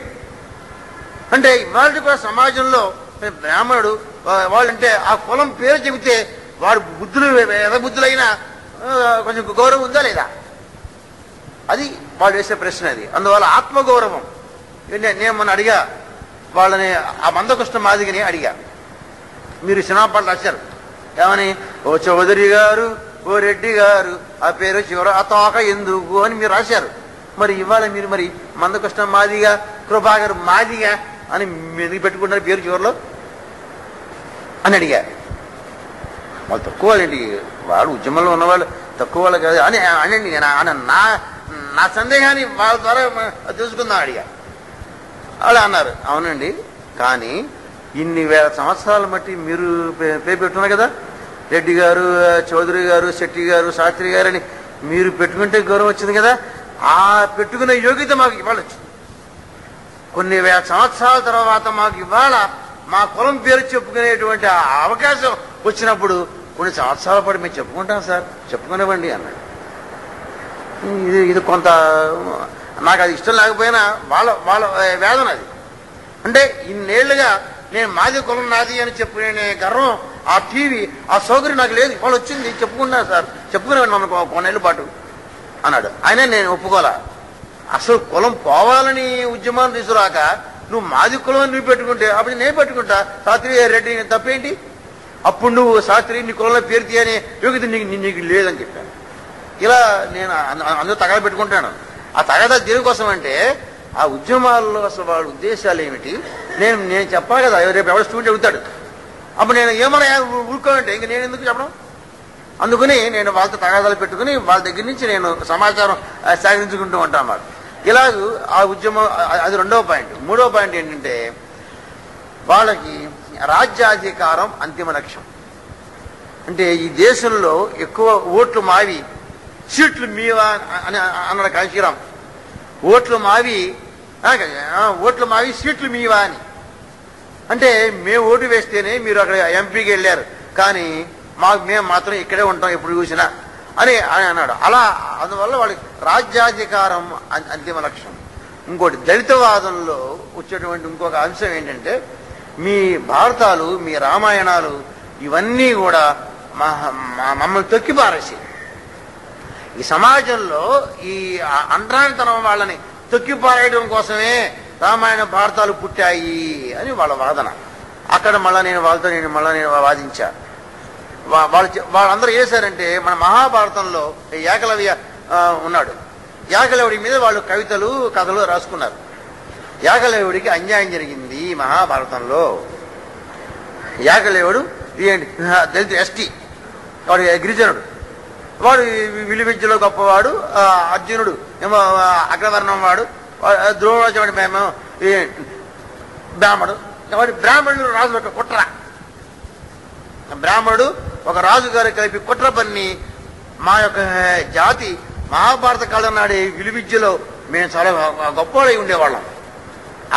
అప్పుడు కొట్టిన దెబ్బ ఇప్పటికి మేము కూలుకోలేకపోయాం. ఎవరు బ్రాహ్మణ రాజులు కుట్ర పన్నింది అని వాళ్ళు అన్నారు. అలాగే రామాయణం అంటే వాల్మీకి రామాయణంలో శంభూకుడు అని ఒక శూద్రుడు ఉన్నాడు, ఒక దళితుడు ఉన్నాడు. వాడు ఆ తపస్సు చేస్తున్నాడు. వాడు ఆ తపస్సు చేయటం బ్రాహ్మణ ఋషులకి ఇష్టం లేదు. ఇంకా శూద్రుడు తపస్సు చేసి నేను తపస్సు చేస్తే ఇంక ఏమంటే శాస్త్రి గారు నమస్కారం అని భయపడగా, అందువల్ల వాళ్ళకి ఇష్టం లేదు. ఇష్టం లేకపోతే వెళ్ళిపోయి శ్రీరాముని అడిగారు. శ్రీరామచంద్ర, వాడు శంభూకుడు శూద్రుడు తపస్సు చేస్తున్నాడు, వాడిని చంపరా అన్నాడు. రాముడు చంపలా. అదేంటి, అది తప్పు కదా, ఎవరైనా తపస్సు చేయొచ్చు కదా అన్నాడు రాముడు. అప్పుడు చెప్పాడు ఈ ఋషులు, వాడు తపస్సు చేయడం వల్లే ఇక్కడ ఒక బ్రాహ్మణ కుమారుడు డామ్ అన్నాడు.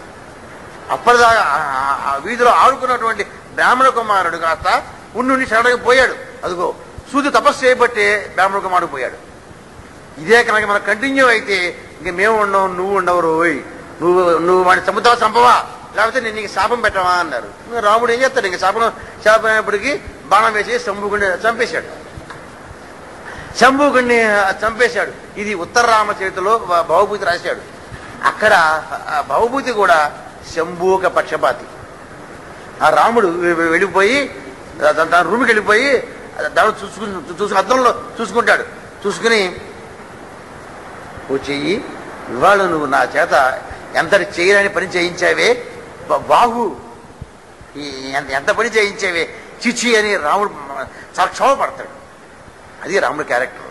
అంటే ఒక పక్క రుచి వాడు శాపం పెడతాడు, నో అంటే ఎలాగో పోతుంది. కానీ మనం తప్పు చేస్తాం, చేసిన తప్పుకి కనుక పశ్చాత్తాపం చెందాలి కదా. రాముడు పశ్చాత్తాపం చెందాడు. అది వీళ్ళు తెలియదు. వీళ్ళకి ఎవడైతే శంభూకులని దళిత కవిత్వం రాస్తున్నాడో రాముడు చాలా బాధపడ్డాడు, చంపానని రాముడే ఏడ్చారా అని సంగతి మీకు తెలియదు. తెలియకుండా రాముడు శత్రువు మాకు అని వాళ్ళు రాశారు. అప్పుడు నేను ఒక వ్యాసం రాశాను, అసలు మీరు భారత రామాయణాల జోలికి మీరు వెళ్ళవకండి. మీరు భారత రామాయణాలు అవి ఫ్యాక్టా, మిత్తా, రియాలిటీయా, అవి మీరు వాస్తవం అనుకుంటున్నా అసలు కాదు అనుకుంటున్నా చెప్పండి. వాస్తవం కనుక అయితే అప్పుడు ఏం చేయాలన్నమాట, ఏకలవ్యుడికి అన్యాయం జరిగింది. కానీ శ్రీకృష్ణుడు ఎవరు, ఏ క్యాస్టు, మరి గొల్ల, మరి బీసీ, మరి వాడిని మేమందరం మరి నమస్కారం పెట్టాక బ్రాహ్మణ ఋషులు. అలాగే శ్రీకృష్ణుడు ఏం చేశాడు, రాయబారానికి వెళ్తూ శూద్రుడైనటువంటి విదురుడు ఇంట్లో భోజనం చేశాడు. మరి రాముడు మరి శ్రీకృష్ణుడు మరి దేవుడు మరి ఆ విదురుడు శూద్రుడి ఇంట్లో మరి భోజనం చేయడాన్ని మీరు ఎలా వ్యాఖ్యానించండి. అలాగే రామాయణంలో శంభూకుడికి అన్యాయం జరిగింది కవిత్వం రాశారు. మరి అదే రాముడు మరి శబరికి శబరికి మోక్షం ఇచ్చాడు కదా. శబరి ఎవరు? ఎస్టీ. గుహుడు ఎస్టీ, మరి వాళ్ళకి మోక్షం ఇచ్చాడు మరి. అప్పుడు మీ వాదనలు ఏమవుతాయి? అందువల్ల మీరు రామాయణ భారతాల జోలికి కనుక మీరు వెళ్ళమోకండి. అవి వాస్తవమో తెలియదు. ఒకవేళ వాస్తవం కాదంటావా ఇంక మీ వాదన పోయింది. మీరు ఏం చేయాలి? సమాజంలో మీకు ఎవరు అన్యాయం చేస్తున్నారు, ఏ విధంగా అన్యాయం జరుగుతుందో మీరు చెప్పండి తప్ప ఎప్పుడో జరిగిపోయిన రామాయణ మహాభారతాల మీద మీరు కవిత్వం రాస్తే మీ ఉద్యమమే పోతుంది. నేను ఒక్కడనే, ఎవడూ లేడు. వాళ్ళు ఎదిరించేవాడు ఎవడు కనపడలా. స్త్రీవాదులు ఎదిరించేవాళ్ళు చాలా మంది పుట్టించారు, కానీ దళితవాదులు ఎవడు ఎదిరించాలి దమ్ము ఉండాలి. అంటే వాళ్ళతో ఎందుకు తగాదా అని అందరూ నవ్వు కూర్చున్నారు. నేను ఒక్కడిని ఆంధ్రభూమిలో వ్యాసం రాశా, ఒక్క సమాధానం చెప్పలా. నేను వాళ్ళందరూ నా ఫ్రెండ్సే. అందుకు ఫోన్ చేసి ఏమయ్యా నా వ్యాసానికి జాబ్ రాయమంటే ఎందుకులేండి మళ్ళీ తీగి లాగితే డొనానికి వదులుతున్నాను. అదే కావాలిగా మనకి. అంటే నా అర్థం, నా పాయింట్ వాళ్ళు సమాధానం చెప్పలేకపోయారని నా ఆనందం అది. అందువల్ల దళిత కవులు ఏం చేయాలి? సమాజంలో రాజకీయంగా సాంఘికంగా వాళ్ళకి ఎక్కడ అన్యాయం జరుగుతుందో మీరు రాసుకోండి. ఎప్పుడో 1000 సంవత్సరాలు అది జరిగిందో, అది జరగలేదో, అది వాస్తవమో, అది ఓహో అద్దెకొచ్చి ఇవ్వాలి మీకెందుకు? ఇందువల్ల రామాయణ మహాభారతాలలో ఒకదానికి అసలు పంతం లేదు సుమా. ఎవరికి పుట్టాడో, ఎందుకు పుట్టాడో, ఎలా పుట్టాడో అదంతా పెద్ద ఇది చిక్కు ప్రశ్నలు అంటే పజిల్. దాన్ని నువ్వు తీసుకుంటే నీ ఉద్యమం పోతుంది. ఇవాళ మనకి స్వరాజ్యం వచ్చినప్పటి నుంచి ఇవాళ దాకా మీకు సమాజంలో అన్యాయం ఏంటి? నేను ఇంకో ప్రశ్న ఇచ్చాను. ఇక్కడ ఉంటుకోమంది అంటే మీరేం అనుకోమాకండి వాళ్ళని. నాయన ఎంతసేపు మీరేమో బ్రాహ్మణవాదం అని చెప్పాడు మా అంబేద్కర్. అది వీళ్ళ సిద్ధాంతం.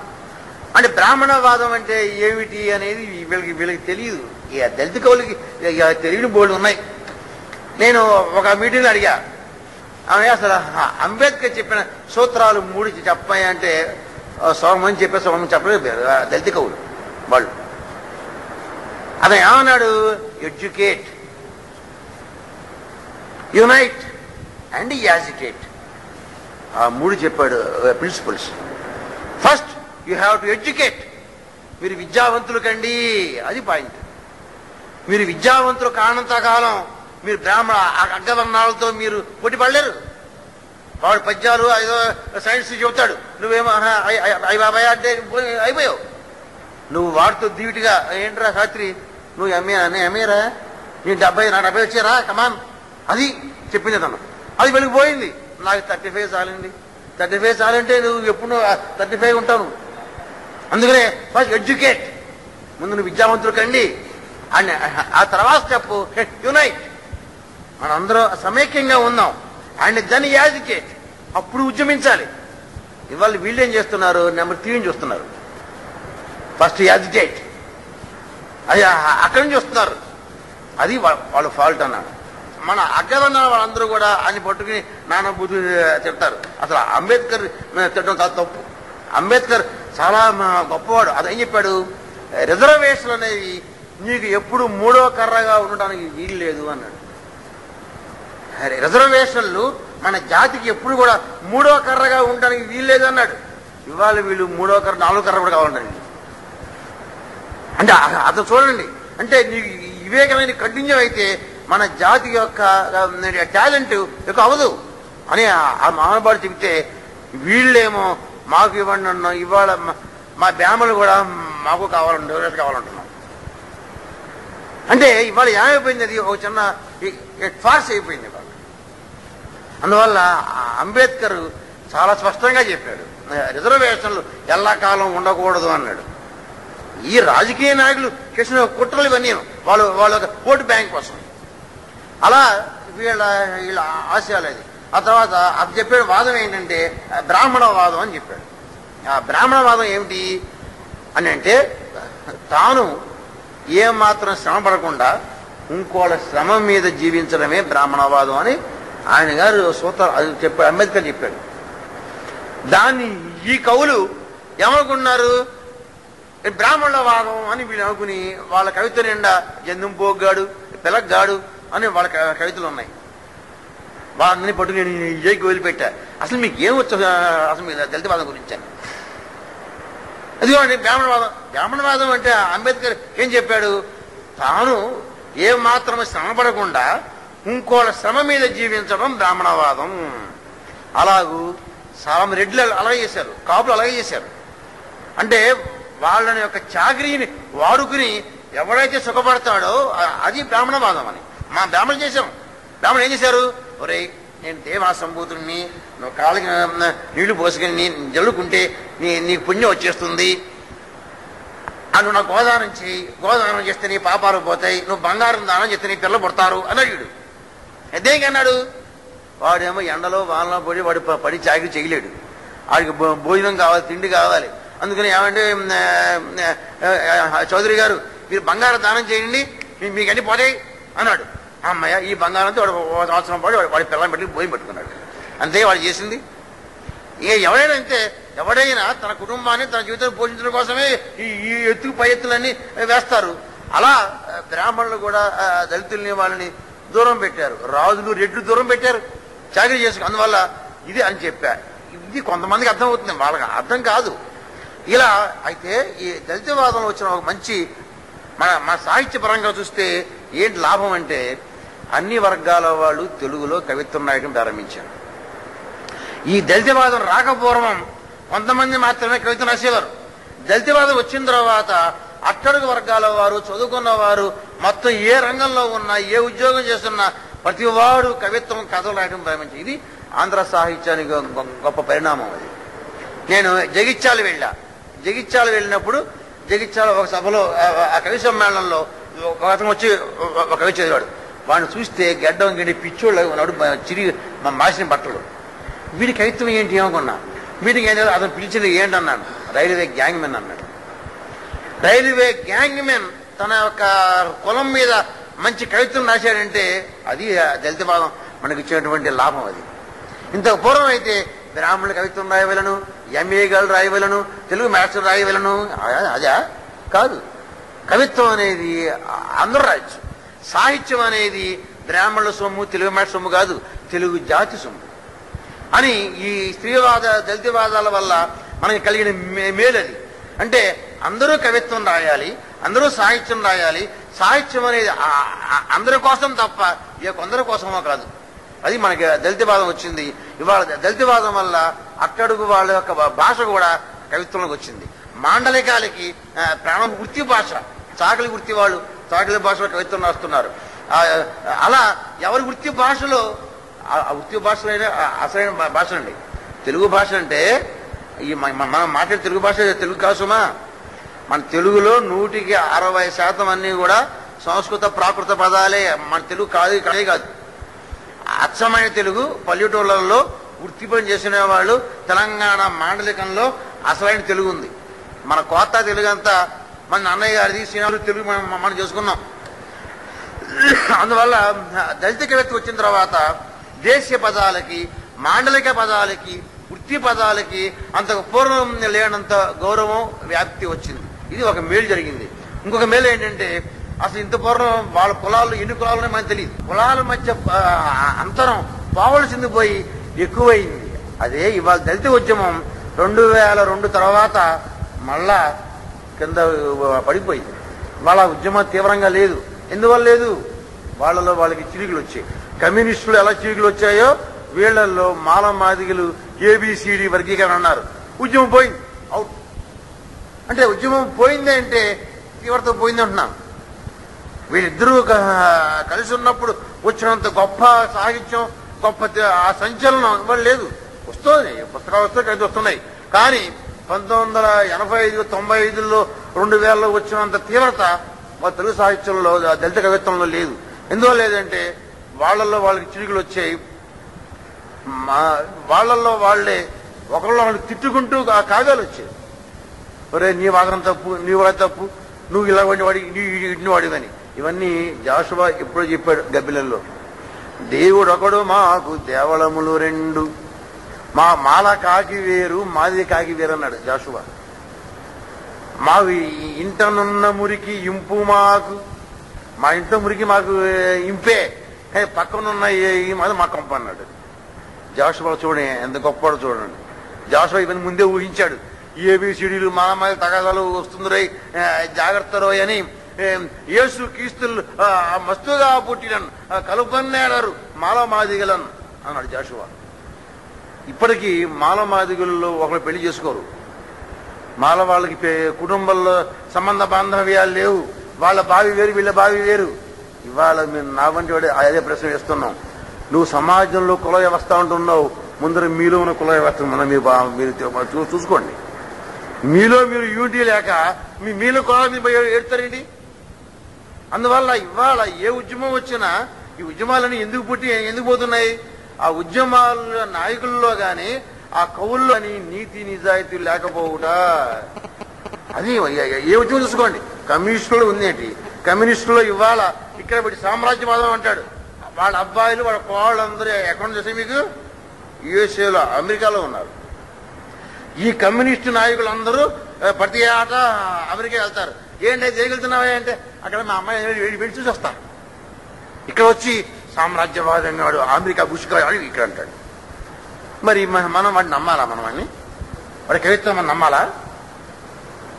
అందువల్ల ఏది లేకుండా మనకి అమెరికా కావాలి, చైనా కావాలి అనుకుంటే బెటర్ అయిపోలా. అందుకనే ఈ దేశంలో కమ్యూనిజం ఫెయిల్ అయిపోవడానికి స్త్రీవాదం కొంచెం బాగా, దళితవాదం ముందు వాళ్ళలో వాళ్ళు యూనిటీ లేనప్పుడు ఉద్యమం ఏముంది? ఉద్యమం అంటే ఏంటి? ఏకత్రాటి మీద వెళ్ళాలి. ఏకత్రాటి మీద వాళ్ళు వెళ్ళటల్లా వీడి మీద వాడు కోర్టు వేసుకున్నాడు, అది కోర్టు ఎప్పుడైతే సాహిత్యం పోయింది ముందర. చాలా గొప్ప సాహిత్యం ఎండూరి సుధాకరు అని వాళ్ళందరూ గొప్ప గొప్ప మంచి మంచి కవితలు వచ్చాయి. కానీ ఈ గత 2-3 ఏళ్లుగా ఆ ఉద్యమం కూడా పలచబడిపోయింది. ఈ దళితవాదంలో ఒక భాగంగా వచ్చింది ముస్లిం వాదం. మొట్టమొదట దళిత నాయకులు ముస్లింలను కూడా వాళ్ళు ఉద్యమంలో చేర్చుకున్నారు. 1 సంవత్సరం పోయిన తర్వాత ఒరేయ్ అసలు ముస్లింలని మనతో ఎలా చేర్చుకున్నారా? ఎందువల్ల దళితుల్లో ఏముంది? అంటరాంతనం ఉంది. ముస్లింల్లో అంటరాంతనం లేదు. మనం కూడా సాహిబ్ గారు నమస్కారం అంటున్నాం. మన లాల్చీలని వాడే కుడుతున్నాడు, మన కళ్ళజోడని వాళ్ళే ఇస్తున్నారు, మనం వాళ్ళు మా ఇంటి రామక అంటాం, ఇంకోదని అంటల్లా. అరే వాళ్ళ అంటరాంతరం లేదే. అందువల్ల వాళ్ళు ఈ దళిత ఉద్యమంలో కాదని వాళ్ళని పక్కన పెట్టేశారు. అప్పుడు ఆ ముస్లింలు ప్రత్యేకంగా ముస్లింవాదం అని వాళ్ళు గత 7-8 సంవత్సరాలుగా కవితా సంపుటాలు, కథా సంపుటాలు, 1-3 నవళ్ళు వచ్చాయి. అది ఇవాళ ముస్లిం వాదం కూడా వచ్చింది. అది నిజమే. వాళ్ళు చెప్పిన దాంట్లో ఏ ఉద్యమంలోనైనా పూర్తిగా చెడు ఉండదు, పూర్తిగా మంచి ఉండదు. ఎందువల్ల ఉద్యమం వచ్చినప్పుడు ఆవేశం, కోపం, కసి, ద్వేషం ఉంటాయి. ఆ కసి ద్వేషం ఉన్నప్పుడు బుర్ర పనిచేది కదా, బుర్ర పనిచేయన వస్తుంది. కానీ ప్రతి ఉద్యమం కూడా సాహిత్యానికి అవసరం, సమాజానికి కూడా అవసరమే. అందులో ఉన్న మంచి మనం తీసుకుంటాం. కాబట్టి ఈ ఉద్యమంలో ఉన్న మంచి ఏమిటి? వాడు సాయిబు ముస్లిం అని అనగానే వాడు పాకిస్తాన్తో లింకుగాడు, వాడు తీవ్రవాది అని. ఇక్కడ కాదు, మనకి హైదరాబాద్ ఉన్న సమస్య ఇది. హైదరాబాద్ లో ప్రతి ముస్లింని అందరూ పాకిస్తాన్ వాడేమోరా అని ప్రతి వాడు చూసే పరిస్థితి వచ్చింది. అందువల్ల పాపం వాళ్ళల్లో అరే మేము సాయిబ్ అయినంత మాత్రాన, మాకు గడ్డి ఉన్న మాత్రాన మేమందరం కూడా ఇదేనా అని వాళ్ళలో వచ్చింది. అదొకటి. కానీ ముస్లిం వాదంలో ఉన్నటువంటి మనకి ఇష్టం లేనిది ఏంటి అంటే వాళ్ళు ముస్లిం వాదం హిందూ వాదానికి వ్యతిరేకంగా వచ్చిందని నా వంటి వాళ్ళకి అభిప్రాయం. వాళ్ళు ఏకీభవించరు అనుకోండి. ఎందువల్ల అంటే అయితే చివరిలో కొంతమంది కవులు ఉన్నారు, షాజహానా, ఖాజా అని. వాళ్ళు మాత్రమే అసలైన ముస్లిం కవులు. అసలైన ముస్లిం కవులు అంటే ఎవరు? వాళ్ళ ముస్లిం మతంలో కూడా ఉన్నటువంటి మూఢనమ్మకాలని ఎవడైతే వ్యతిరేకిస్తాడో వాడు ముస్లిం వాద కవి. ఎంతసేపు హిందూ మతంలో ఉన్నటువంటి మూఢనమ్మకాలను మాత్రమే వ్యతిరేకిస్తే నేను వాడిని ఊహ అన్నాం. ఎందువల్ల ఏ మతం చూసుకున్నా మూఢనమ్మకాలు ఉంటేనే దాని పేరు మా మతం. మీరు జైనం తీసుకున్నా, క్రిస్టియానిటీ తీసుకున్నా అందులో లేవా మూఢనమ్మకాలు? స్వచ్ఛత ప్రార్థన అంటాడు. మీరు వచ్చి నా ప్రార్థన విని ఆ బిషప్ గారు చేయబెడితే రోగాలు పోతాయా? ఇంక ఈ డాక్టర్ కింద వైద్యం ఎందుకు? అలాగే మేము తాయెత్తిస్తాం, లేదా ఈ గాయత్రి మంత్రం నువ్వు చెప్పించవా, నీ రోగాలు పోతే ఇంకా డాక్టర్లు ఎందుకు? అందువల్ల ఏ మతంలోనైనా మూఢనమ్మకాలు ఉంటాయి. కానీ ఎంతసేపు హిందూ మతం మూఢనమ్మకం, హిందూ మతం మూఢనమ్మకం అని అంటమే వాళ్ళ తప్పు. కానీ అందులో ఇటీవల వచ్చిన కొత్త కవులు మాత్రం ముస్లిం వాదంలో కూడా మూఢనమ్మకాల మీద దుయ్యపడుతూ కవిత్వం రాశారు. అది అసలు ముస్లిం వాద కవిత్వం. అసలు మనకంటే మూఢనమ్మకాలు వాళ్ళకే ఎక్కువ. ఇవాళ ఆ స్త్రీ వచ్చి షాజహానా అని ఆవిడ రాసింది, ఆ ముస్లిం కుటుంబాల్లో స్త్రీ పడే అంతటి బానిసత్వం, వాళ్ళు పడేంతటి అవమానాలు మన హిందూ స్త్రీ ఎప్పుడు పడదు అని ఆవిడ రాసిన మీద ఆ కవిత చదివితే అరే ముస్లిం స్త్రీ ఎంత అన్యాయం జరుగుతుందో మనకు తెలుస్తుంది. అలా ముస్లిం వాదం అయితే ముస్లిం కవిత్వంలో కానీ కథలో కానీ వాళ్ళు ఉర్దూ పదాలు ఎక్కువ ఉంటాయి. అందువల్ల ఇప్పుడు మనం చదివితే మనకి అర్థం కాదు, అదొక డ్రాబ్యాక్. నేను వాళ్ళతో అన్నాను, ఏంటయ్యా మీరు ఇలా ఇన్ని ఉర్దూ పదాలు వేస్తే మాకు ఎలా అర్థం అవుతుంది అంటే, మీ వంటి వారు అర్థం చేసుకోవాలండి, అదేమిటో మీ అర్థం తెలుసుకోవాలండి అన్నారు. అది నిజమే, కానీ అలా మనకి ఎంత సమయం కావాలి, అది వచ్చింది. అయితే ఇవాళ ముస్లిం వాదం ఇంకా ఉద్యమ రూపంగా అలా వస్తుంది. ఇవాళ ఏ ఉద్యమం ఉంది మరి తెలుగు సాహిత్యంలో, తెలుగు కవిత్వంలో అంటే ప్రాంతీయవాదం ఉంది. ఇవాళ ఇప్పటిదాకా చెప్పుకున్న ఉద్యమాలు ఇవాళ లేవంటే తీవ్రంగా లేవు. ఇవాళ తీవ్రంగా ఉన్న ఉద్యమం ఏంటి అంటే ప్రాంతీయ ఉద్యమం ఉంది. తెలంగాణ వాళ్ళు మా ప్రాంతాన్ని గురించే, అక్కడున్న సమస్య గురించి వాళ్ళ కవిత్వం రాస్తున్నారు. రాయలసీమ వాళ్ళు వాళ్ళ గురించి రాసుకుంటున్నారు. ఉత్తరాంధ్ర వాళ్ళు వాళ్ళ గురించి వాళ్ళు రాసుకుంటున్నారు. ఈ కోత్తగాళ్ళకి సమస్యలు ఏం లేవు. కోత సమస్యలు ఏమున్నాయి? ఆ రాయలసీమ వాడికి తెలంగాణ వాడికి ఉన్నటువంటి సమస్యలు ఉత్తరాంధ్రలో కొన్ని ఉన్నాయి. అసలు ఏ సమస్యలు లేనిది ఏది? కోస్తాడు. కృష్ణా, గుంటూరు, గోవా జిల్లాలో సమస్యలు ఏమున్నాయి? ఆ సమస్యలు ఏంటి? నాకు ఎంపీ సీటు ఇస్తాడా, నాకు క్యాబినెట్ ర్యాంక్ వస్తుందా రాజా సమస్య తప్ప భోజనం సమస్య, కూలి సమస్య, ఆ సమస్య వాడికి లేవు. అందువల్ల ఇవాళ మన కవిత్వం కానీ సాహిత్యం కానీ కోస్తా నుంచి అంత మంచిది ఏం రావటంలా. ఎక్కడైతే సమస్యలు ఉంటాయో, ఎక్కడైతే జీవితం బాబోయని భయానక పరిస్థితులు ఉంటాయో అక్కడి నుంచి గొప్ప కవిత్వం, గొప్ప సాహిత్యం వస్తుంది తప్ప 3 పూట్ల తిని ఏసులు పడుకోవడం కవిత్వం వస్తున్నారు. కవిత్వం రాదు వాడికి. సాయంకాలం గానా బజానా, టీవీ చూద్దాం, ట్యాంక్ బండికి వెళ్దాం అని తప్ప కవిత్వం రాయాలి అని వాడికి వేడి రాదు. అందువల్లే గత 15 ఏళ్లుగా కోస్తా నుంచి ఒక గొప్ప నవల, ఒక గొప్ప కావ్యం ఏం రాలా. కానీ మనకి గత 100 ఏళ్లలో అక్కడి నుంచి అన్ని వచ్చాయి. విశ్వనాథ, బుచ్చిబాబు, చలం, కోడడు, కుటుంబరావు, మా కవులందరూ కవులకి అందరూ విశ్వనాథ్ అందరూ అక్కడి వచ్చాయి. గత 15 ఏళ్లుగా కోస్తా నుంచి మహాకావ్యం ఏం రాలా. తెలంగాణ నుంచి వచ్చాయి, రాయలసీమ నుంచి వచ్చాయి, ఉత్తరాంధ్ర నుంచి ఇటీవల కథా సంపుటాలు, గొప్ప సంపుటాలు వస్తున్నాయి. శ్రీకాకుళం, విజయనగరం అక్కడి నుంచి వాళ్ళు రాస్తున్నారు, గొప్పగా రాస్తున్నారు.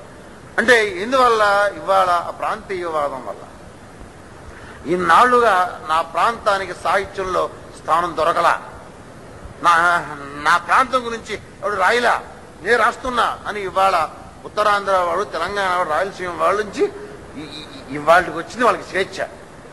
కొంతమంది అంటారు ఏంటంటే వాళ్ళు రాస్తున్నారు, వాడు కోస్తాలను పొడి తిరుగుతున్నారు, చెట్ని. అందువల్ల ఈనాళ్ళకి వాళ్ళకి మనం స్వేచ్ఛ ఇచ్చాం. ఆయన నా బాధ వినండరా అని మనం విందాం అని నేను అంటుంటే మా కోత్తలు నన్ను నువ్వు కోత్తలో పుట్టిన వాళ్ళు అంటామంటే నిజమే. ఈనాళ్ళ బట్టి అసలు తెలంగాణలో వాళ్ళ సామాజిక జీవనం గురించి అసలు మాకేం తెలుసావు. రాయలసీమలో నీటి సమస్య ఏమిటో మనకు తెలియదు. మన నదులు, గోదావరి ఉంటే మాకేం తెలుస్తుంది. అందువల్ల వాళ్ళ కోపం పక్కన పెట్టండి. కానీ ఇవాళ ఆ ప్రాంతీయవాదమే తెలుగు సాహిత్యంలో ఉంది. ఈ ప్రాంతీయవాదం ఇప్పటిదాకా చెప్పుకున్న ఉద్యమాలని అలా పక్కకి పెట్టేసింది. ఉద్యమాలు ఏం చావని చెప్పాం కదా, ఆ ఉద్యమాలు ఉన్నాయి. కానీ దానికంటే ఇవాళ తెలుగు సాహిత్యంలో ఉన్న ఉద్యమం వాదం ప్రాంతీయవాదం. అదే ఇవాళ మన తెలుగు సాహిత్యంలో ఉన్నది.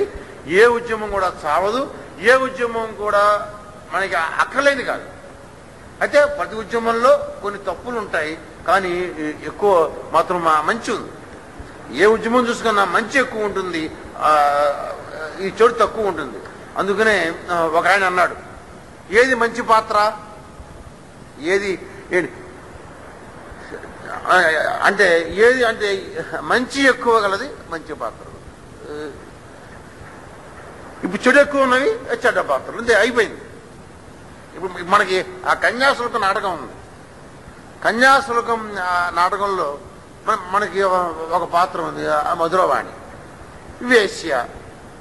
దాన్ని చూస్తే మనకు అది ఇదేం పాత్ర, అది చెడ్డ పాత్ర అనుకుంటాం. కానీ అందులో ఉన్నది మంచి ఎక్కువ ఉంది. దాంట్లో మధురవాణి వేశ్య అయినా మొట్టమొదటి డబ్బు కోసం చేసిన, చివరికి అయ్యేటప్పటికీ ఈ చెడు కంటే అది మంచి ఎక్కువ చేసింది కాబట్టి మధురవాణి మంచి పాత్ర. గిరీశం గాడు మనకి ఫస్ట్ లో మనకి పాపం యాంటీ నాచి అమ్మ చాలా సమాజం అని అనుకున్నాం. చివరికి లేపటికి వాడు మంచి ఇంతే ఉంది, చెడు ఎక్కువ ఉంది.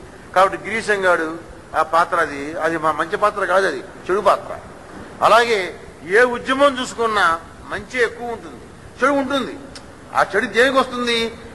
ఇన్నేళ్లుగా కొంతమందిని కొన్ని కారణాల వల్ల, కొందరిని తొక్కివేయడం వల్ల, కొన్ని సామాజిక అన్యాయాలు జరగడం వల్ల వాళ్ళ కోపం వస్తుంది. కోపం వచ్చినప్పుడు ఒక పాలు ఎక్కువ తిడతాడు. ఆ కోపం పోయినప్పుడు ఇవాళ ఆ దళితవాదులు తిట్లు లేవు, స్త్రీవాదుల తిట్లు లేవు. ఉద్యమం వచ్చే కొత్తలో తిట్లు ఉన్నాయి, ఇవాళ లేవు. ఇవాళ వాళ్ళు ఆలోచిస్తున్నారు నిజమే అని. అది సహజం. ఆ కాస్త ఓపిక మనకు ఉంటే ఇవాళ తెలుగు సాహిత్యంలో సమాజము, మానవ జీవితాలు తప్ప ఇంకోటి ఏమీ లేదు. నేను అందుకే అంటూ ఉంటా మా స్టూడెంట్స్కి, జాగ్రఫీ, యాంథ్రోపాలజీ, అదే లెక్కలు ఉంది. A plus B whole square is equal to AB. నీ లెక్కలు ఎవరికి కావాలి? Hydrogen plus oxygen is equal to water. నువ్వు చెప్పినా అది వాటరే, నువ్వు చెప్పకపోయినా వాటరే. కానీ మానవ జీవితానికి, సమాజానికి కావాల్సింది సాహిత్యం మాత్రమే. సాహిత్యం వల్లనే మానవ జీవితాలు, మానవ స్వభావాలు, మనం ఎలా జీవించాలి అని వస్తుంది తప్ప సాహిత్యం లేకపోతే మానవ జీవితాలు అస్తవ్యస్తం అవుతాయి. చివరగా నేను చెప్పే పాయింట్ ఏంటంటే, ఇవాళ మనకి కొత్త తరం వస్తుంది.